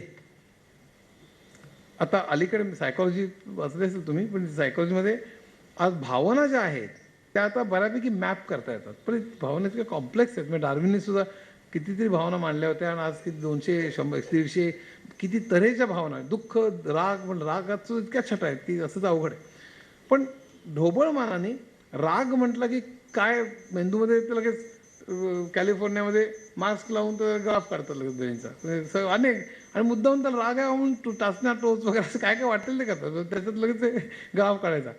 लोभ, आनंद वाटलं की काय, अशा प्रत्येक भावनांची त्यांनी ग्राफ आणि हजारो लोकांचे काढून त्याचं जनरलाइज करून साधारणतः त्या मॅपवरून त्याला काय वाटतं हे त्याला कळू शकतो. असं त्याच्या डोक्यातले विचार जर का मॅप करून त्या चिपला कळायला लागलं त्या डोक्यात काय आहे ते. हे AI मधलं खूप मोठा प्रकार आहे हा. पण बायोनिक्समध्ये त्याचा वापर करून काय करतात की मला समजा पॅरालिसिस झालेला आहे आणि पॅरालिसिस हात उचलायचा आहे, तर हात उचलायचा म्हटल्यानंतर माझ्या डोक्यात समजा ती कल्पना आली की मला हात उचलायचा आहे, तर ती कल्पना ॲनालाइज करून त्या चिपला कळतं की मला हात उचलायचा आहे आणि ती मसलला ती सिग्नल देताना ॲक्च्युली हात उचलला जातो. सो हे खूप होप आहे त्याच्यामध्ये. इंग्लंडमध्ये तो प्रयोग यशस्वी झालेला आहे. काही माणसांनी ते बसवलेलं पण आहे, पण अजून एलिमेंटरी स्टेजमध्ये आहे. पण ह्याचे काय होणं शक्य आहे बघा उद्याच्या जगात. कारण ज्या रॅपिडली सगळं जे होतं आहे म्हणजे त्यामुळे खूप मोठ्या प्रमाणावर आता नॅनो टेक्नॉलॉजीमध्ये उदाहरणार्थ नॅनो रोबोज म्हणजे अत्यंत लहान नॅनो पार्टिकल्स हे आपल्या शरीरात ब्लड स्ट्रीममध्ये काम करत असतील. Pathological laboratory, real time pathological laboratory म्हणून दर क्षणाक्षणाला तुमचं ब्लड प्रेशर, तुमचं युरिन, तुमचं स्टूल, हार्टबीट्स, तुमचं BP, युरिन टेस्ट सगळं पूर्ण पॅथॉलॉजी लॅबोरेटरीमध्ये सगळी जी रिडिंग असतात ते फट फट फट फट फट ते करेल आणि त्या लिमिट्समध्ये चेक करेल आणि कुठेही काही प्रॉब्लेम जर का आला, बारीक प्रॉब्लेम आला तर तुम्हाला इंडिकेट करेल. जास्त प्रॉब्लेम आला तर डॉक्टरला इंडिकेट करेल डायरेक्टली. तुमच्या खूपच मोठा प्रॉब्लेम तर हॉस्पिटलला इंडिकेट करेल, फार मोठा आला तर ॲम्ब्युलन्सला फोन करून बोलवेल. हे सगळं शक्य आहे, त्याचा रिसर्च चालू आहे. त्यात प्रॉब्लेम्स पण खूप आहेत. इतकं सोपं नाही, कारण फॉरेन पार्टिकल जर का गेलं तर बॉडी ॲक्सेप्ट करत नाही. सो ते ॲक्सेप्ट किती करेल ह्याचं असं सगळं ते बरंच चालू आहे. पण हे होणं शक्य आहे. ट्रॅव्हलमध्ये असं मला सांगितलं की इतक्या 14 मिनटात मुंबई पुणे म्हणजे काही त्याला अर्थच नाही. म्हणजे बसायचं 14 मिनटात मुंबई पुणे. उद्याच्या जगात म्हणजे तुम्हाला माहीत नसेल का नासानी 150 वर्षात मंगळावर वस्ती करण्याचा प्रोग्राम केलेला आहे. वस्ती आत्ता मंगळावर हवामान आणि हे सगळं इतकं बिकट आहे की ते काही शक्यच नाही. म्हणजे तिथे पहिल्यांदा मग काही सायंटिस्ट जातील, मग ते हवामान पहिल्यांदा लिव्हेबल करतील, मग पहिल्यांदा 2, 4, 5 माणसं जातील, सायंटिस्ट गेल्यानंतर मग तिथे ते घर करतील. असं सगळं त्यांनी प्लॅन केलं आहे. 50 वर्षात काय, 100 वर्षात काय, 120 वर्षात काय वगैरे. 150 वर्षानंतर मग तिथे माणसं बिल्डिंग वगैरे मग तिथे broker 1 room kitchen 2 room kitchen वगैरे विकायला लागतील. ते दवा धरून बसलेलेच आहेत तिथे काय, कारण पृथ्वीवर आता काही बिझनेस चालत नाही. त्यामुळे तर बेसिकली साधं आहे का तर हे सगळ्या क्षेत्रात होणार आहे आणि ते रॅपिडली होणार आहे. म्हणजे बायो आता काही त्याच्यात स्वप्नरंजन पण वाटू शकेल इतकं आहे. पण एक तुम्हाला सहज सांगतो की कित्येक वेळा सायन्स फिक्शनमधनं सायन्स निर्माण झालं आहे. जसं सिमोने 1933 साली रोबोचे नीती नियम मांडले आणि 1958 साली पहिला रोबो निघाला फोर्ड मोटरमध्ये.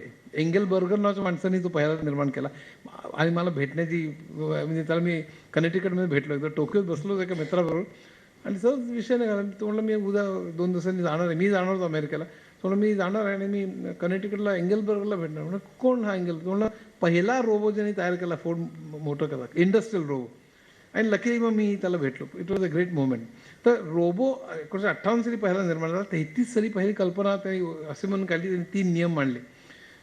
आर्थर क्लार्कने पहिल्यांदा सॅटेलाईटची कल्पना मांडली खूप पूर्वी आणि नंतर सॅटेलाइट्स निर्माण झाले. सो सायन्स फिक्शनला तुम्ही कमी मानू नका. फक्त त्यात थोडं रिअलिस्टिक सायन्सचं एक फाउंडेशन असावं लागतं, नाही तर नुसतंच हे. सो या हे तुम्हाला काय कदाचित सायन्स फिक्शन थोडंसं वाटेल. पण आता हा जेनेटिक सिक्वेन्स आपल्याला कळला तर तो मॉडिफाय पण करता येईल. माझ्याकडे एंड ऑफ एजिंगमध्ये 6 पुस्तकं आहेत.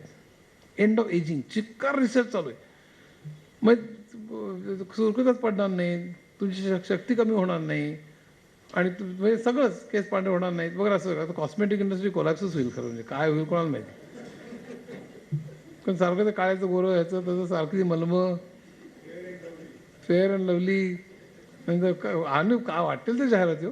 ते अमुक खाल्लं की उंची वाढते. अरे काय चाललंय काय. म्हणजे इथे जर डॉक्टर बसले तर हसत असतील. म्हणजे त्या 2 मिनटं पहिलं की काय हॉर्लिक्स उंची वाढते. म्हणजे काय काहीच्या काही. एनिवे तर कॉस्मेटिक इंडस्ट्रीचं तर अवघड आहे.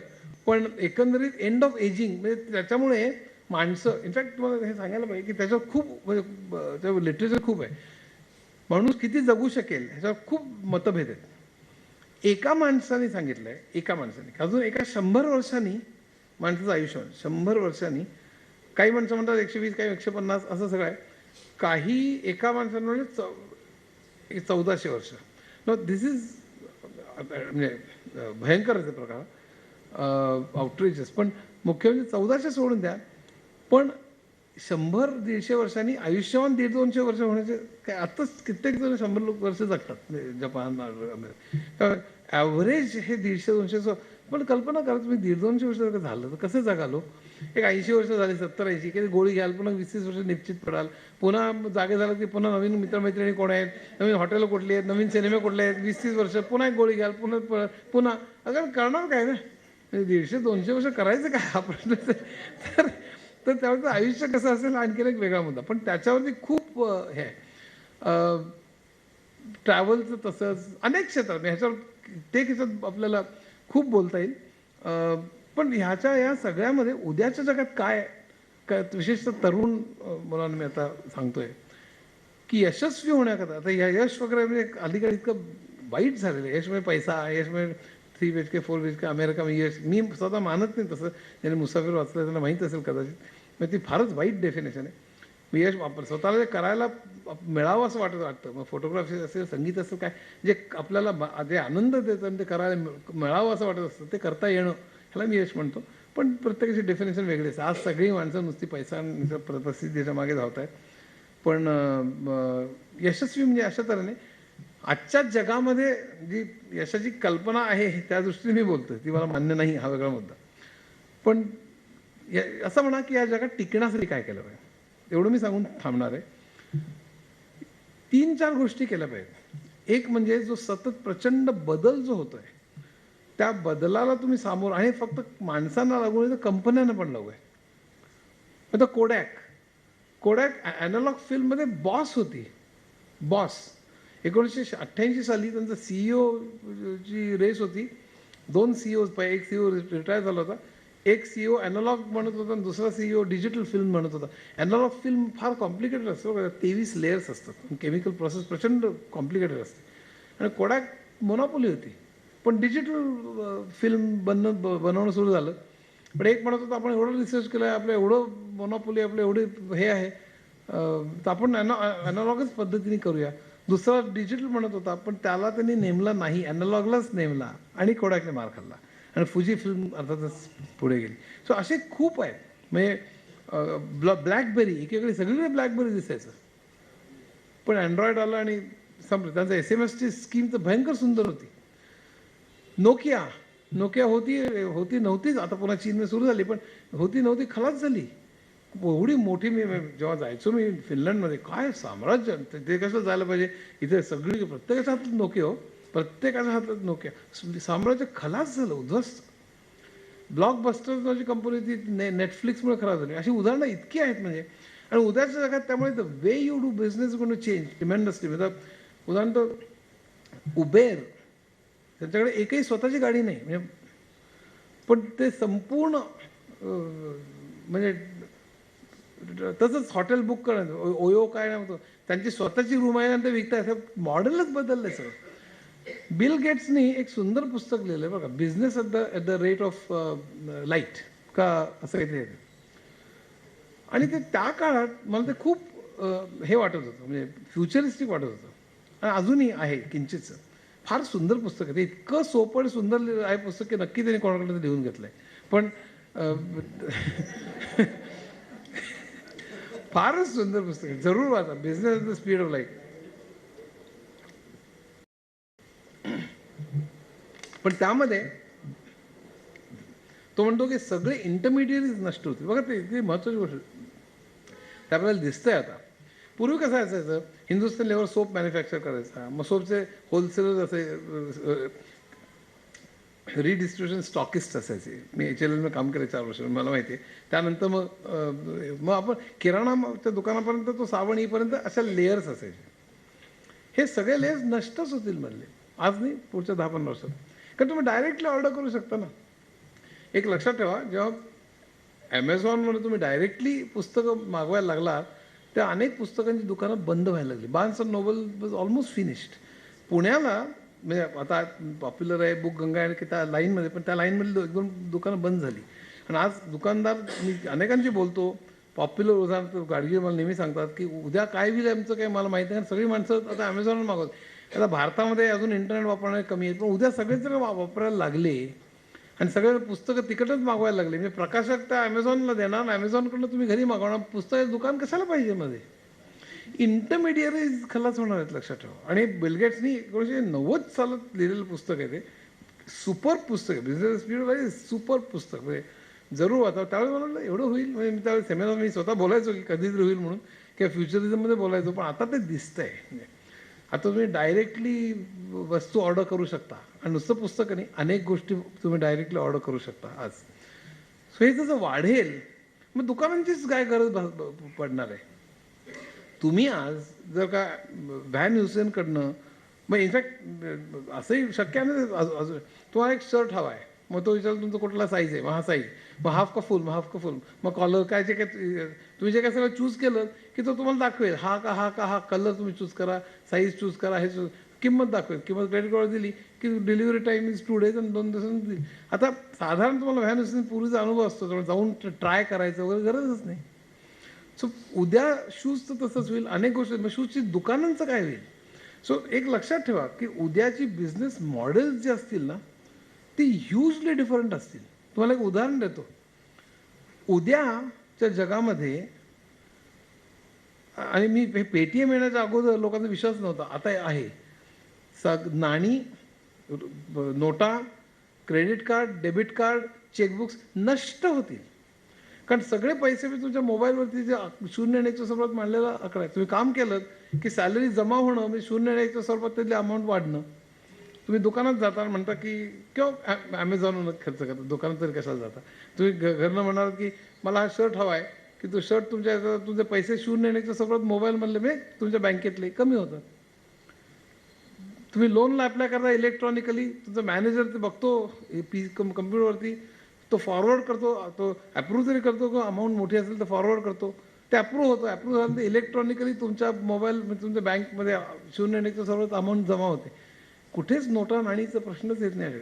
पेटीएम जेव्हा नव्हतं किंवा भीम, आता त्याच्या अगोदर लोकांचा विश्वास बसायचा. आणि आता मी जेव्हा सांगतो लोकांना अरे शक्य आहे, आपण बघतोय ते शक्य आहे म्हणून. ह्यातलं आम्ही नंदन निलेकानीचं एक सुपर लेक्चर आहे बरं का. आणि नंदनला मी सांगितलं, मित्रच तो 5 वर्ष ज्युनियर आहे तिथला.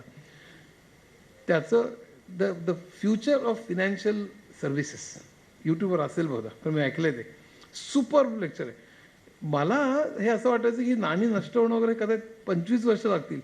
He gives 5 to 7 years. 5 to 7 years. आणि नंदन जनरली स्पीक सेन्स. 5 ते 7 वर्ष लागतील फक्त. कारण 10 धारा वाटलं होतं, पण काय जग बदलेल बघा. दुसरं अतिशय महत्त्वाचा भाग म्हणजे सगळी ऑफिसेस हिअर मी पडालच म्हणजे सगळी ऑफिसेस जगातली ही म्युझियम्स होती. There is no need for the office. तुम्ही काय करता ऑफिसमध्ये जाऊन. मी ऑफिसमध्ये जायचो तेव्हा काम करायचं, म्हणजे निदान शो तरी करायचो काम. मी जायचो, मग सेक्रेटरी बोलायचो, सांगायचो 4 मॅनेजर्सना कॉन्फरन्समध्ये बोलव. मग साऊथ वेस्ट सगळी 4 मॅनेजर यायचे. मग प्रत्येकाला मी ते PPT लावायला सांगायचो. सांगायचं किती सेल झाला, साऊथचा किती, नॉर्थचा किती, ह्याचा किती. मग कोणाचा तरी कमी झालेला असायचा, मी त्याला म्हणायचो तुझा कमी का झाला. मग सगळ्यांसमोर मी झापायचं नाही कधी कोणाला, पण मग तो कारण द्यायचा आम्हाला तुम्ही सेल्समन अपॉइंट करायला दिली नाही, जाहिरात दिली नाही, अमुक तो जे काय असेल रडारड. मग त्याला सांगायचो आयदर वाढवून द्यायचं जर म्हणणं खरं असेल तर, नाहीतर तो एवढं असून जो केलं नसेल तर त्याचं काय करायचं मी प्रमोशन वगैरे बघायचो मी. पण मुख्य काय की हे डिस्कशन आम्ही ऑफिसमध्ये येण्याची काय गरज आहे. प्रत्येकजण आपापल्या घरी बसलेला आहे, प्रत्येकाच्या समोर स्क्रीन आहे, व्हिडिओ कॅमेरा आहे. आपण जर अमेरिकेला मुलांशी बोलतो ना आणि स्क्रीन आहे, स्क्रीनच्या मध्यभागी मी आहे आणि 4 बॉक्सेसमध्ये 4 मॅनेजर्स आहेत. आज TV वरती दररोज 50 वेळा बघतो आपण. पूर्वी जेव्हा नव्हतं ना तर लोकांचा विश्वास नाही बसायचा. आज TVच्या पेशावर 8-8 4-4 माणसं असतात, काही चॅनलवरती 20 असतात, हा भाग वेगळा. पण आरडाओरडा चाललेला असतो. पण मुख्य म्हणजे 4-5 लोक 4 बॉक्सेसमध्ये, आणि तो अँकर जो आहे तो मध्ये, हे आपण रोज बघतो. एक कलकत्ताला, एक लंडनमध्ये. ते ट्रॅव्हल करत नाहीत की. एक गोष्ट सांगा मला, ऑफिसमध्ये आपण आपल्याला जाणं भाग आहे अशी एक तरी गोष्ट सांगा मला. There is not a single reason why people should go to the office. कारण प्रत्येक गोष्ट हा डेटा शेअर होऊ शकतो. प्रत्येक गोष्ट तुम्ही रिमोटली बोलू शकता, भांडू शकता. शाळेमध्ये सुद्धा शाळा आणि कॉलेजेस नष्ट होतील, शिक्षण नष्ट नाही होणं. पण शाळा आणि college the way they exist today, सगळे एक्सपेरिमेंट सिम्युलेट करता येतात. आम्ही केमिस्ट्रीची आमची एक डेमॉन्स्ट्रेटर होती, ती फारच आमची काळजी करायची, आमचं खूप प्रेम होतं, अगदी मुलांना काळजी घ्यायची ती. तिचं केमिस्ट्री खूप चांगलं होतं, इंग्लिश फार हॉरिबल होतं. मग तिची आम्ही ती यायच्या अगोदर सगळे ब्युरेट पिपेट आणि सगळं ॲसिड असं इकडनं तिकडनं काही घालायचं, ती धावत यायची. म्हणजे बॉईज आम्हाला ते काही करू नका, हातावर सांडेल त्याला म्हणायचं असं. पण काय कसं म्हणायचं माहीत नसायचं. बॉईज डोंट पोर द ॲसिड, डोंट पोर द ॲसिड, पोर द ॲसिड म्हणायचे ते. सगळे सगळे सगळी मुलं केमिस्ट्रीमध्ये म्हणजे केमिस्ट्रीमध्ये पास, पण इंग्लिशमध्ये नापास व्हायला लागली. पण मुख्य म्हणजे काय की आता असं करण्याची गरज नाही, कारण सगळे एक्सपेरिमेंट आपल्याला सिम्युलेट करता येतात, सगळे एक्सपेरिमेंट. दुसरं की क्लासमध्ये आता आपल्याकडे फारच मुलं असतात, 50-100 तर म्हणजे ते स्क्रीनमध्ये विंडोज कधी ठिपकाच दिसेल, पण 20-30 जर का असतील तर विंडोमध्ये ती मुलं दिसू शकतात 10-15 पर्यंत आरामात. अमेरिकेत तर आरामात 20 मुलं असतील तर मोठा स्क्रीन आणि मध्ये शिक्षक. आणि तो शिक्षक प्रश्न विचारतोय, एक मुलगा हात वरती करतोय, शिक्षक म्हणते ओके रमेश तू उत्तर दे, मग रमेश उत्तर देतो, तो चुकीचं देतो अर्थात, मग शिक्षकाच्या कपडा ठ्या हे, आणि इतरही मुलं बघतायत, हे सगळं आपापल्या घरातनं सगळं होऊ शकतं आरामात. आमच्या शाळेमध्ये एक बाई होत्या, तर फक्त कडक होत्या, काहीतरी चुकलं की त्या बाई डस्टर फेकून मारायच्या. ते अवघड आहे, पण असं मी ऐकतो की तिथेही रिसर्च चालू आहे, एक पॅनल असेल तिथे की ज्यांनी चुकीचं उत्तर दिलं कळलं झालं की त्याला मागणं असं बारीक शॉक बसेल, म्हणजे असंही शक्य आहे. तेव्हा काय कसे शोर लागतील उद्याच्या जगात त्याला ते काही सांगता येत नाही. पण मुख्य काय सांगायचा मुद्दा असा की ज्या तऱ्हेने आपण शिकतो, आता तर ई लर्निंग स्वतः कम्प्युटरवरती स्वतः शिकणं, तुम्ही खान अकॅडमी बघितलं, फिनॉमिनल आहे, फॅन्टॅस्टिक आहे बरं का. आणि आज अशा चिकार तयार होत आहेत म्हणजे सेल्फ लर्निंगच्या सुपर आहेत, तशा चिकार निर्माण होतील आणि त्या इतक्या छान आहेत. तर शिक्षणाची पद्धतच बदलेल, नुसतं ई लर्निंग नव्हे, ते शाळा तिथे येणं आणि शिक्षकाचं काम आहे नुसतं फॅसिलिटेटर होईल, नुसतं प्रत्येक स्पून फिडिंगच्या ऐवजी असं ते सगळं त्यात लांबलंच काय ते जायला नको. पण हे जे सगळे बदल आहेत, हे त्याच्यात मी आता थोडक्यात 4-5 मिनिटं संपवतो. मुलांनी काय केलं पाहिजे, एक म्हणजे हे संबंध बदल ॲक्सेप्ट करणं, चेंज रॅपिडली. म्हणजे तुम्ही अतिशय ताबडतोब अनलर्निंग आणि लर्निंग तुम्ही केलं नाहीत. आता ते दिवस गेले, पुलं म्हणायचं पोस्टात चिकटला स्टॅम्पासारखा आणि बाहेर पडला, रिटायर झाला, ते गेलेच दिवस. तुम्हाला सातत्याने एवढी ऑन युअर टोज, ह्याचे अतिशय वाईट परिणाम आहेत. हे चांगलं आहे असं मी म्हणत नाही बरं का, हे सगळं ह्याचे खूप वाईट परिणाम आहेत. अशा त्याच्यात आपण ढकललं जाणं, हे आपण की चांगली सोसायटी आहे का हा वेगळा विषय आहे. पण सातत्याने बदल ॲक्सेप्ट करणं आणि जुनं विसरून नवीन, माझ्या स्वतःच्या आयुष्यामध्ये 15 का 20 प्रोग्रामिंग लँग्वेजेस मी बघितल्या. बेसिक टू व्हिज्युअल बेसिक, मग कोबॉलचे अनेक व्हर्शन्स, फोर्ट्रन 4, 5, 77, PL1, एडा, C++, बघा सगळं जावा. पण हे सगळ्याला कारणं होती. बेसिक हे शिक्षणाकरता होतं, कोबॉल हे कमर्शियल करता होतं, सी हे पोर्टेबिलिटी करता होतं, फोर्ट्रन हे मॅथमॅटिक्स करता होतं, जावा हे इंटरनेट करता होतं, एडा हे मिलिटरी करता होतं. सो प्रत्येक कारणामुळे निर्माण झालेली ती. तसंच ऑपरेटिंग सिस्टम्स होतात, ते real time operating system, multimedia प्रत्येकाकरता वेगळं, आणि हे बदलत जाणार आहे. उद्या किती दिवस तुम्ही पर्चेसिंग आणि SAP आणि ऑरेकल करणार आहात, उद्या तुम्ही मार्सवर जाणं, कोणी nano technology, biotechnology, bio informatics ह्याच्यात तुम्ही काम कराल. त्यामुळे त्याचे ऑपरेटिंग सिस्टम वेगळ्या असतील, लँग्वेजेस वेगळ्या असतील. त्यामुळे सातत्याने अनलर्निंग आणि लर्निंग तुम्ही करत राहिला नाही, तुम्ही नष्ट व्हाल. हा एक मेसेज. 2, तुमचं EQ किंवा SQ सोशल इंटेलिजन्स, नुसतं बुद्धी आता गेलं. मी हजारो मुलांचे इंटरव्ह्यूज घेतले आत्तापर्यंत, IIT, नॉन IIT, हजारो, आणि फक्त IQ किंवा 1, 3, 5, 7 पुढचा नंबर कुठला खूप येत असेल तुम्हाला, तर उपयोग काय त्याचा. तुम्ही जर का इगोइस्टिक असाल, तुम्ही चांगले लिसनर नसाल, तुम्ही जर का चांगले टीम वर्कर नसाल, तुम्ही प्लेझंट नसाल, तुमचा सेन्स ऑफ ह्युमर चांगला नसेल, तुम्ही चांगले लीडर नसाल, मोटिवेट करत नसाल, तर तुमचा काहीही उपयोग नाही. पूर्वीचा न्यूटनचा काळ गेला, सफरचंद झाडाच्या तो बसला, वरनं फळ खाली पडलं, त्यांनी शोधला. आता तुम्ही कुठेही बसायला जाऊ नका झाडाच्या खाली, काही होणार नाही, कारण सगळं टीम वर्कवर चालतं. माझे अनेक मित्र TIFR, IIT आणि MITमध्ये, स्टॅनफर्डमध्ये, as complex and as abstract and obscure subject as quantum physics किंवा स्ट्रिंग थेरी किंवा वॉटेवर, ती सुद्धा टीम वर्कवर चालते. ती सुद्धा बसला आणि असं झाडी सिगरेट फुंकत बसला असं काही ते निघालं होत नाही. माझे चिकार मित्र आहेत किंवा काहीतरी मी असं काढलंय आणि तेच कोणी पोर्चुगलमध्ये किंवा सिडनीमध्ये किंवा कोणत्या इस्रायलमध्ये त्या थिअरीचं कधी वेगळं मॅक्स म्हणजे मॅक्स प्लँकसारखं नाही तो व्हायचं. मॅक्स प्लॅनने एका ह्याच्यावर काम केलं, नोबेल लॉरेट माहीत असेल ज्याने क्वांटम थिअरी चालू केली. तो एकदा काम केलं आणि नंतर त्याला 13 वर्षानंतर लक्षात आलं ते ऑलरेडी कोणीतरी केलेलं आहे म्हणून. आता ते शक्य नाही का इंटरनेटमुळे सगळं कम्प्लिटली कनेक्टेड आहे. त्याचं huge team work as abstract subject quantum theory. बाकीचं तर विचारूच नका. फार्मास्युटिकलमध्ये तर तुम्हाला सांगण्यात येतं इथे डायरेक्टेड रिसर्च, ही 40 लोकांची टीम, इतकं फंडिंग, इतके महिने दिलेले आहेत, कम्पिटिशन ही आहे, हा मॉलिक्युल तयार करायचा आहे. टीम वर्क शक्यच नाही. सो हे जे आहे पर्सनॅलिटी आणि कम्युनिकेशन आणि इंग्लिश, अनफॉर्च्युनेटली आपलं आय टी लोकांना सांगतो आपले इंग्लंड, अमेरिका, ऑस्ट्रेलियाशी संबंध जास्त आहेत म्हणून इंग्रजी चांगलं पाहिजे, पण कुठली भाषा एखादं चांगली पाहिजे आणि इंग्रजीही चांगलं पाहिजे. तर हे बुद्धी किंवा नुसती IQ इतकंच महत्त्वाचं आहे.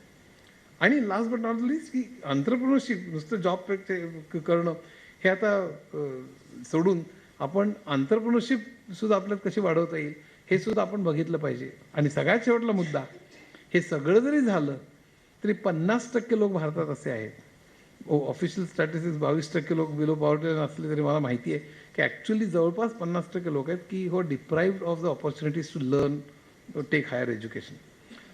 तर ते आज मी माझ्या पुस्तकात लिहिलेलं आहे की आज कित्येक आईन्स्टाईन गुरु हाकतायत किंवा कब्बशा विसरत आहेत. तर ज्यांना जे असे आहेत त्यांच्या आपण काहीतरी देणं लागतो हे कधीही न विसरता आपला सोशल व्ह्यू सातत्याने खालपर्यंत आपण कसं पोचलं पाहिजे हा कधीही न विसरता, किती पैसे मला अमेरिकेत जा वाटेल तर करा, पण हे तुम्ही कधीही जर का आपण सोडलं नाही तर आपण यशस्वी होऊ न होऊ मला माहीत नाही, पण एक चांगला माणूस म्हणून आपण जगू शकू असं मला वाटतं. धन्यवाद.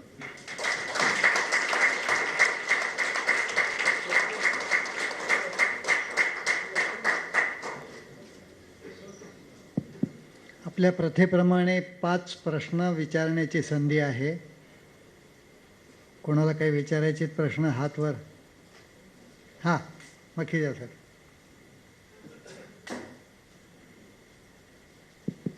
आयटीचे फ्रंटियरमध्ये क्वेश्चन्स आहेत आज. क्वांटम कम्प्युटिंग,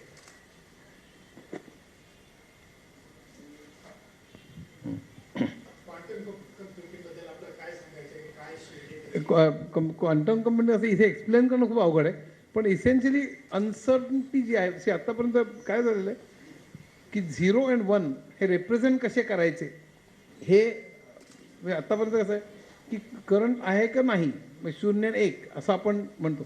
क्वांटम कम्प्युटिंगमध्ये त्यातलं इंटरमिडिएट स्टेटसुद्धा आपल्याला रिप्रेझेंटेशन वापरता येतं. हे ढोबळ मानाने सांगतो कारण ते एक्सप्लेन करणं अवघड आहे.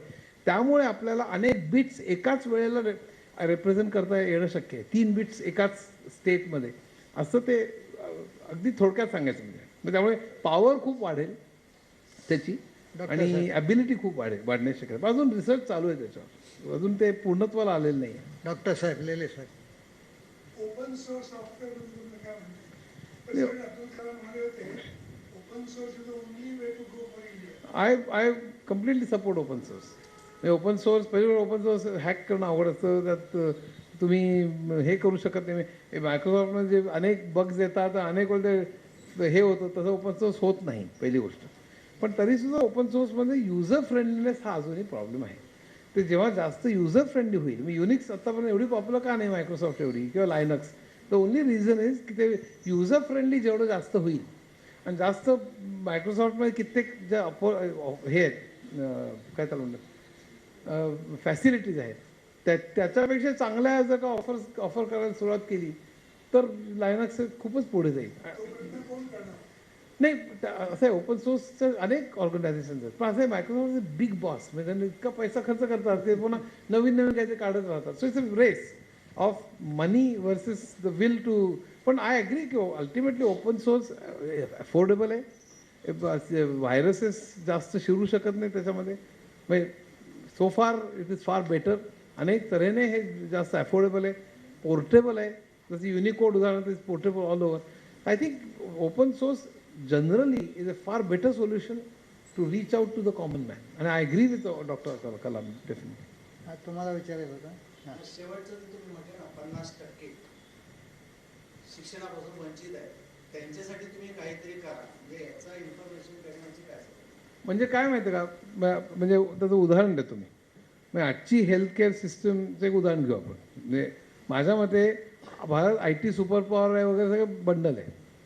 म्हणजे आपण मी तर 32 वर्ष काढली तरी की इथनं काहीतरी रात्री प्रोग्राम द्यायचे CN जावामध्ये अमेरिकन कंपन्यांकरता, आणि ते शेवटी अमेरिकेला की गंगेत घोडून आला म्हणून तिकडे जायचं, मग भारत IT सुपर पॉवर, काय अर्थ नाही. मला असं वाटतं भारतातल्या तळागाळातल्या माणसांकरता ITचा वापर होईल, त्यावेळेला भारत IT सुपर पॉवर होईल. आणि त्याचं उदाहरण म्हणून तुम्हाला माझं एक तुम्हाला हे सांगतो. म्हणजे आरोग्य तुम्ही घ्या, आता डॉक्टर बसले त्याचे तज्ज्ञ आहेतच. आरोग्यावरती GDPच्या 5% खर्च केला पाहिजे असं WHO म्हणणं आहे. भारत हा, आणि आता बाकी सगळी म्हणजे ब्रिक्सची स्टॅटिस्टिक्स आहे माझ्या एका लेखात आहे. ब्रिक्समधले सगळे देश हे साधारण 5, 6, 7, चीन तर आणखीन जास्त करतो, युरोपियन देश आणि OPEC मधली सगळी मंडळी 7, 8 वगैरे अशी करतात. भारत किती करत असेल असं वाटतंय? 0.9 to 1.2. No, this is utter shameful. कळलं की नाही? तुम्ही बाकी काय एवढी ट्रेन काढा, वरती हे ओढवा ते ओढवा. ते साधी माणसं इथे सगळ्या म्युन्सिपल हॉस्पिटलमध्ये असतात, जमिनीवर झोपतात. MRI काढण्याकरता महिनोन थांबावं लागतं. I mean this is absolutely ridiculous. तर मला काय वाटतं पहिल्यांदा की, आणि त्याचं मी खूप गणित केलं आहे. मी माझ्या अनर्थ माझं पुस्तक येतं आहे माझं. अर्थात हे इकॉनॉमिक थेअरीवरती होतं, म्हणजे ॲडम स्मिथ, रिकार्डो, माल्थस, मार्क्स, केन्स, फ्रीडमन सगळं मिळालं. आता अनर्थ म्हणजे भारतात अनर्थ चालला आहे असं माझं मत आहे. फक्त आत्ताची सरकार नव्हे, बऱ्याच काळापासून सगळी सरकार असं माझं मत. पण त्याच्यात हेल्थकेअर, एज्युकेशन सगळ्या बाबतीत कसा प्रचंड हे होतं आहे. म्हणजे त्याचं एक उदाहरण म्हणून तुम्हाला सांगतो की म्हणजे PHC, CCs वगैरे असे त्यात हायरार्की असते. PHC primary health centre. आता काही खेड्यांचं मिळून एका क्लस्टरमध्ये आपण समजा PHC सुरू केलं. आहेत आत्ता पण PHC साधारण 20 ते 30% शॉर्टेज आहे बरं का. ते ॲज इट इज PHCचं शॉर्टेज, आणि त्याच्यामध्ये डॉक्टर्स आणि नर्सेसचं शॉर्टेज, आणि त्याच्यामध्ये इक्विपमेंटचं शॉर्टेज आहे. कित्येक याच्यात बेड्स नाहीत, कित्येक याच्यात हे नाही ते नाही. समज यादी अत्यंत हॉरिबल. पण त्या PHC समजा आपण PHC किंवा टेक्नॉलॉजी काय करू शकतो म्हणून मला सांगितलं. डॉक्टर जायला तयार नाहीत ना, समजा PHCs काढले आणि खरोखरच खर्च केला 5%, आणि सगळीकडे ECG, एक्सरे आणि जी बेसिक सगळी मशिनरी आहे. तिथे एक डॉक्टर आहे. तो डॉक्टर MD, MRCP, FRCS किंवा असं काहीही नको.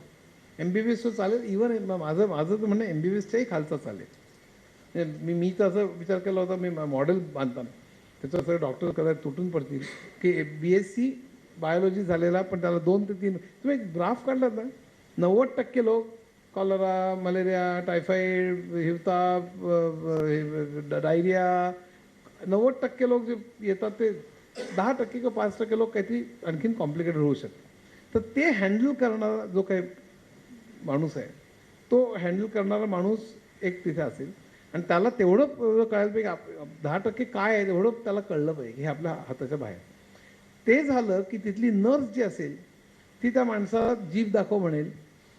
आता व्हिडिओ कॉन्फरन्सवर नुसतं अमेरिकेची रात्री बोलायचं, त्यापेक्षा ते जीभ तो शहरातला डॉक्टर बघू शकतो पेशंट. कळलं की नाही? व्हिडिओ कॉन्फरन्सनी छातीवर स्टेथोस्कोप लावला की शहरातला डॉक्टर ऐकू शकतो. टेक्नॉलॉजी वापरा की तिथे. एक्सरे आणि ECG डिजिटल येतात, ते सगळं तर शहरातला डॉक्टर वापरू शकतो. MBBS असेल, MD असेल.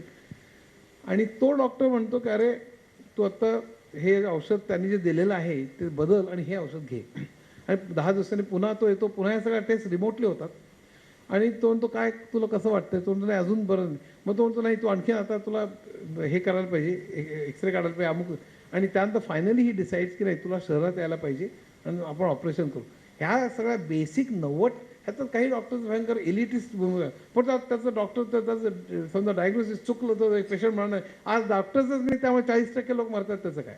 हा त्यात महत्त्वाचा प्रश्न आहे की त्या ठिकाणी हे सोल्युशन जर का आपण काढलं आणि त्यानंतर ते कनेक्ट जर का केले संबंध कम्युनिकेशननी आणि कम्प्युटर्सनी, आणि त्यात पुन्हा एक्सपर्ट सिस्टम वापरून डायग्नोसिसला मदत करणारं सॉफ्टवेअर बरंच आहे, असं सगळं वापरून जर का केलं की त्यात possibility of correct diagnosis of 90% is very high. आणि क्वचित एखादा मरेल सो, पण तरीसुद्धा incidence of that is far lower than आत्ता असं. आणि इथे टेक्नॉलॉजी वापरा तिथे टेक्नॉलॉजी वापरली आणि त्या PHC आपण मशीन्स ठेवली आणि ती कनेक्ट केली आणि योग्य ठिकाणी ती तिथनं रिमोटली समजा आपण डायग्नोसिस करायला लावलं तर कितीतरी सुधारणा होईल. ते तयार नाहीत ना यायला, पण असं काहीतरी करा. हे एक उदाहरण म्हणून सांगितलं. हेच बरोबर असेल बघा तर बरीच मॉडेल्स तयार होऊ शकतात, पण एकंदरीत खर्च जास्त करणं, टेक्नॉलॉजीचा वापर करून ते तळागाळातल्या लोकांपर्यंत अफोर्डेबल होणं, इथे तुम्ही IT वापरली पाहिजे. तसंच शिक्षणाचं तसंच आहे, सगळ्या ठिकाणी तसंच आहे, लो कॉस्ट हाऊसिंगचं तसंच आहे. तर मला असं वाटतं ITचं डोमेस्टिक वापर होणं, फक्त एक्सपोर्ट करता माणसं पाठवणं किंवा इकडनं सॉफ्टवेअर सेंटरमधनं कॉल सेंटरमधनं काहीतरी फोन करत राहणं वगैरे याला काही अर्थ नाही. तो अर्थ नाही म्हणजे फॉरेन एक्सचेंज मिळतो आहे आपल्याला, पण ते काय IT सुपर पॉवर वगैरे काही नाही. तर त्या एकही प्रॉडक्ट नाही आपल्याकडं. अजून आपण ओरॅकल रेसिपी मायक्रोसॉफ्ट तिकडलेच प्रॉडक्ट वापरतो. एक प्रॉडक्ट सांगा आपण जगावर IT सुपर पॉवर कुठली आली, एक प्रॉडक्ट जगभर म्हणतोय का वा वा इंडियन प्रॉडक्ट आहे आम्ही सगळं जग वापरतो, एक प्रॉडक्ट दाखवा. 30 वर्ष झाली एवढी IITतली मंडळी सगळी तिकडे जाऊन IBM मधले ऑपरेटिंग सिस्टम डिझाईन करतात, इंटेलमधली चिप डिझाईन करतात, एक प्रॉडक्ट बनवू शकलेलं नाही की भारताला अभिमान वाटावा. नुसतं आपलं कोडिंग करायचं रात्री कसं IT सुपर पॉवर. तर मी मुळीच मानत नाही IT सुपर पॉवर आहे म्हणून.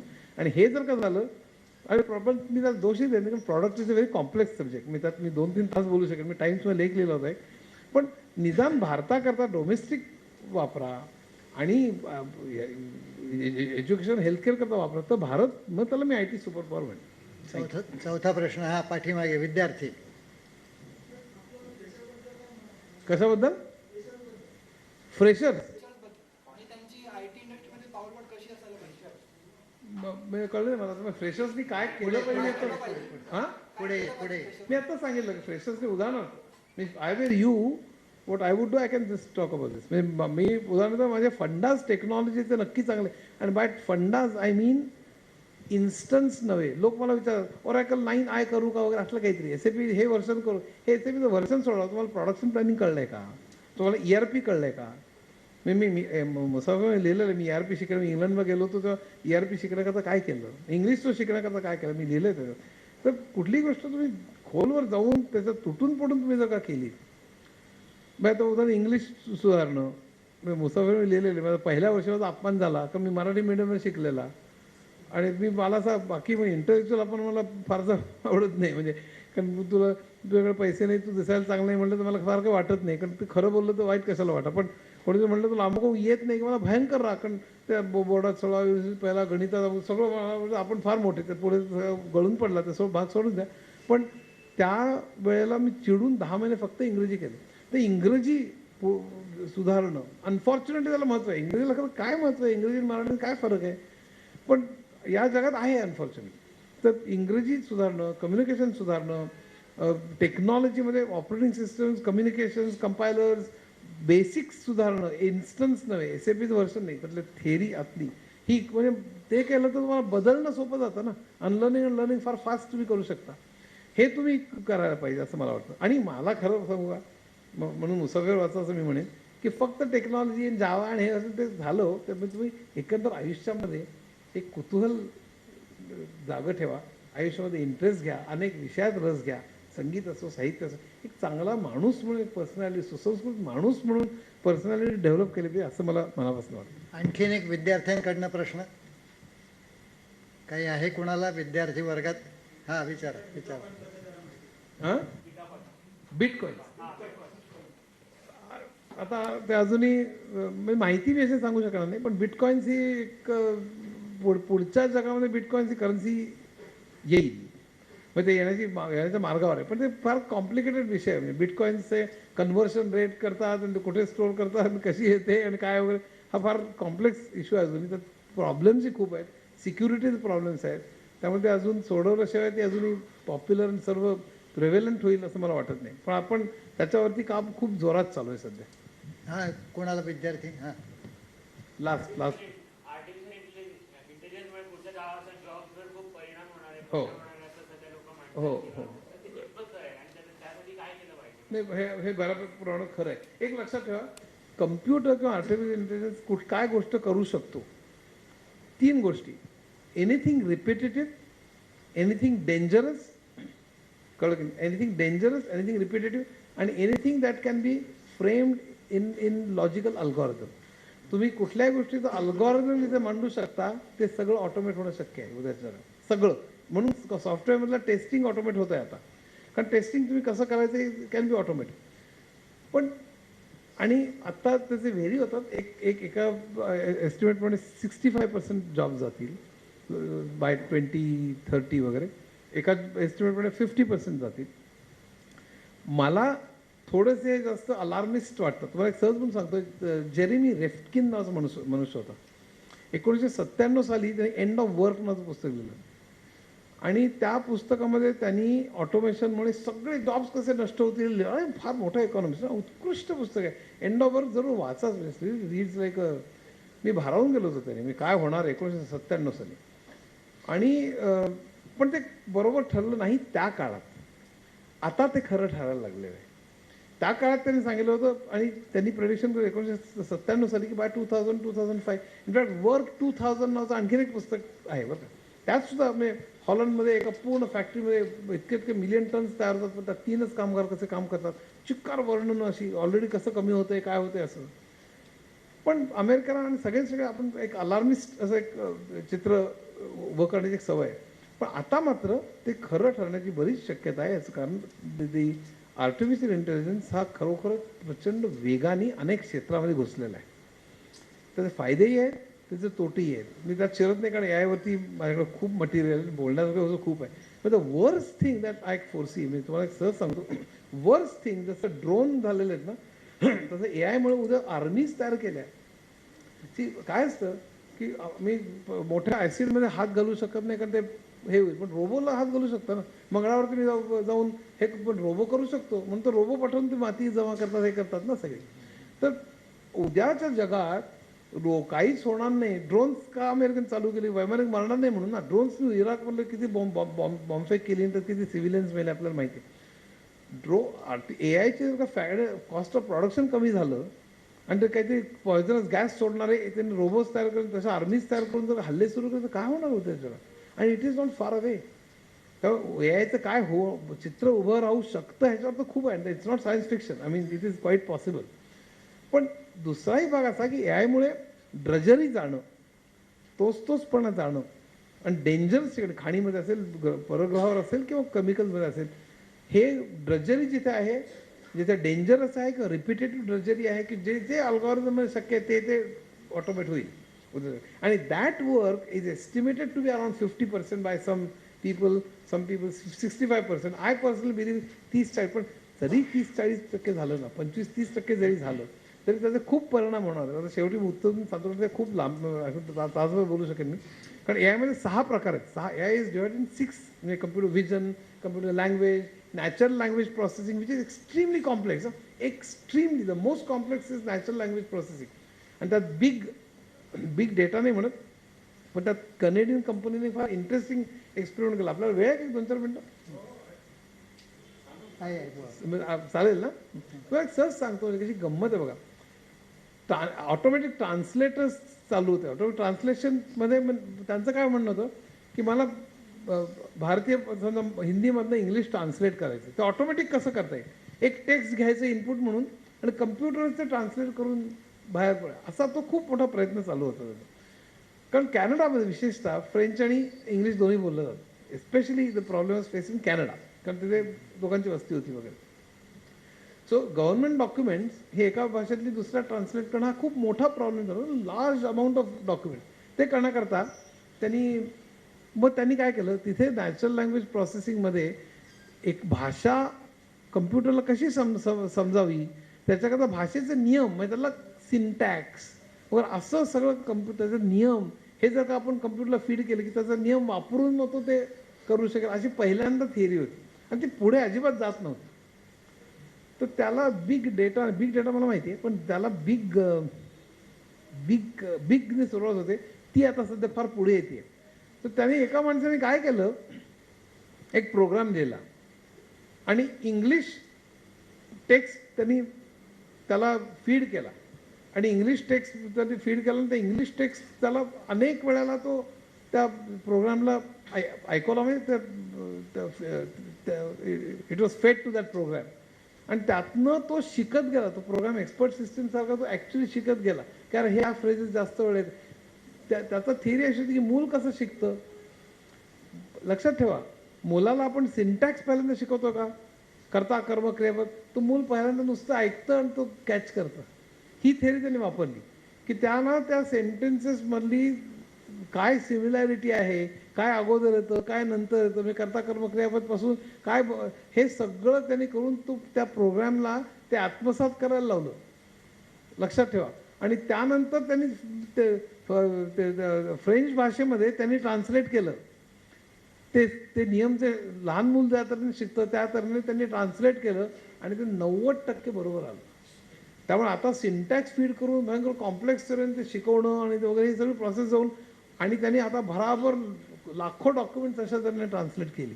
सो आता ऑटोमॅटिक ट्रान्सलेशनचं तंत्र तर आणखीनच वेगळ्या तऱ्हेने आता सुरू झालं. पण सांगण्याचा विषय असा की नॅचरल लँग्वेज प्रोसेसिंग इतकी कॉम्प्लेक्स आहे. ऑटोमॅटिक रेकॉर्डिंग आप कतार में है वगैरे असं ते फार सोपं असतं. त्याच्यावर जोक ठरला. एक मनुष्य दुबईवरनं बोलत होता आणि MTNचा मेसेज आला, आप कतार में. मी दुबईमध्ये आहे, आप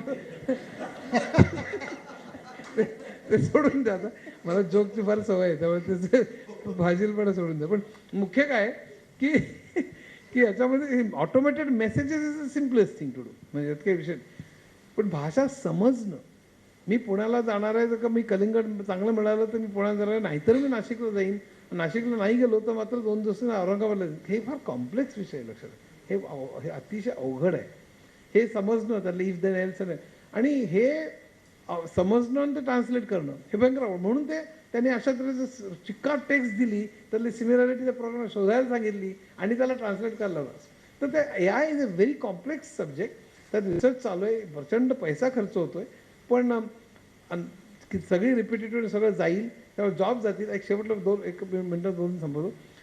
जॉब गेल्यानंतर काय होईल तर इनइक्वॅलिटी भयंकर वाढेल आजच्या अर्थव्यवस्थेत, जी मला मान्य नाही. माझं असं म्हणणं आहे की जर का 5 लोकांच्या कामाच्या वेळी तुम्हाला 2च माणसं जर का लागायला लागली तर 5 दिवसाच्या आठवड्याच्या वेळी 2च दिवसाचा आठवडा करा. आज तसं होत नाही आहे. आज 5च्या वेळी 2च पाहिजे तर दोघांनाच काम ठेवू, तिघांना काढून टाकू असं चाललंय. युरोपियन राष्ट्रात त्यांनी काय केलंय आज की तसं झालं तर काय करायचं ह्याच्यावरती ऑलरेडी त्यांचं चालू झालेलं आहे की लोकांना नोकऱ्याच नसतील तर काय करायचं, लोक जगायचं कसं. त्याला उत्तर असं ते कॉम्प्लेक्स अर्धाच लागेल, पण सहज उत्तर तुम्ही इंटरनेटमध्ये मग नंतर सर्च करू शकाल. त्याला UBIचं उत्तर आहे. त्याचं असं आहे की रोबोटिक्समुळे प्रोडक्शन एवढं वाढेल की GDP एवढं वाढेल की त्यामुळे सरकारकडे पैसे भरपूर असतील. त्यामुळे UBI याला युनिव्हर्सल बेसिक इन्कम म्हणतात की त्यांचं UBI तुम्ही सर्च करा इंटरनेट, भरपूर मटेरियल आहे. चक्कर ग्लोबल डिबेट चालू आहे की प्रत्येकाला सरकार मिनिमम एक इन्कम देईलच, काम करा न करा. कारण रॉबोटिक्समुळे उत्पन्न भयंकर वाढलेलं असेल, इतकं वाढलेलं असेल की प्रत्येकाला सरकार एवढं उत्पन्न देईल, त्यामुळे गरिबी खरंच नष्ट होईल. अनएम्प्लॉयमेंट राहील, पण त्या माणसाने काय फिरत राहावं, जंगलात जावं, वाटेल ते करावं. पण मुख्य म्हणजे त्यांना ते तेवढं इन्कम मिळेलच. आणि UBI वरती चिकार सध्या चर्चा चालू आहे. तुम्ही माहिती खूप इंटरेस्टेड आहे, तर बरंच आहे. पण असे सगळे मार्ग त्याच्यातून निघण्याची शक्यता आहे की त्यांना मग इन्कम काय, जॉब नाही तर इन्कम काय. ते अनएम्प्लॉयमेंट भत्त्याचा वेगळा प्रकार आहे, पण UBI फार वेगळ्या तऱ्हेने येणे. इवन आत्ताच even BJP is talking about UBI by the way. म्हणजे नाही सिरियसली म्हणजे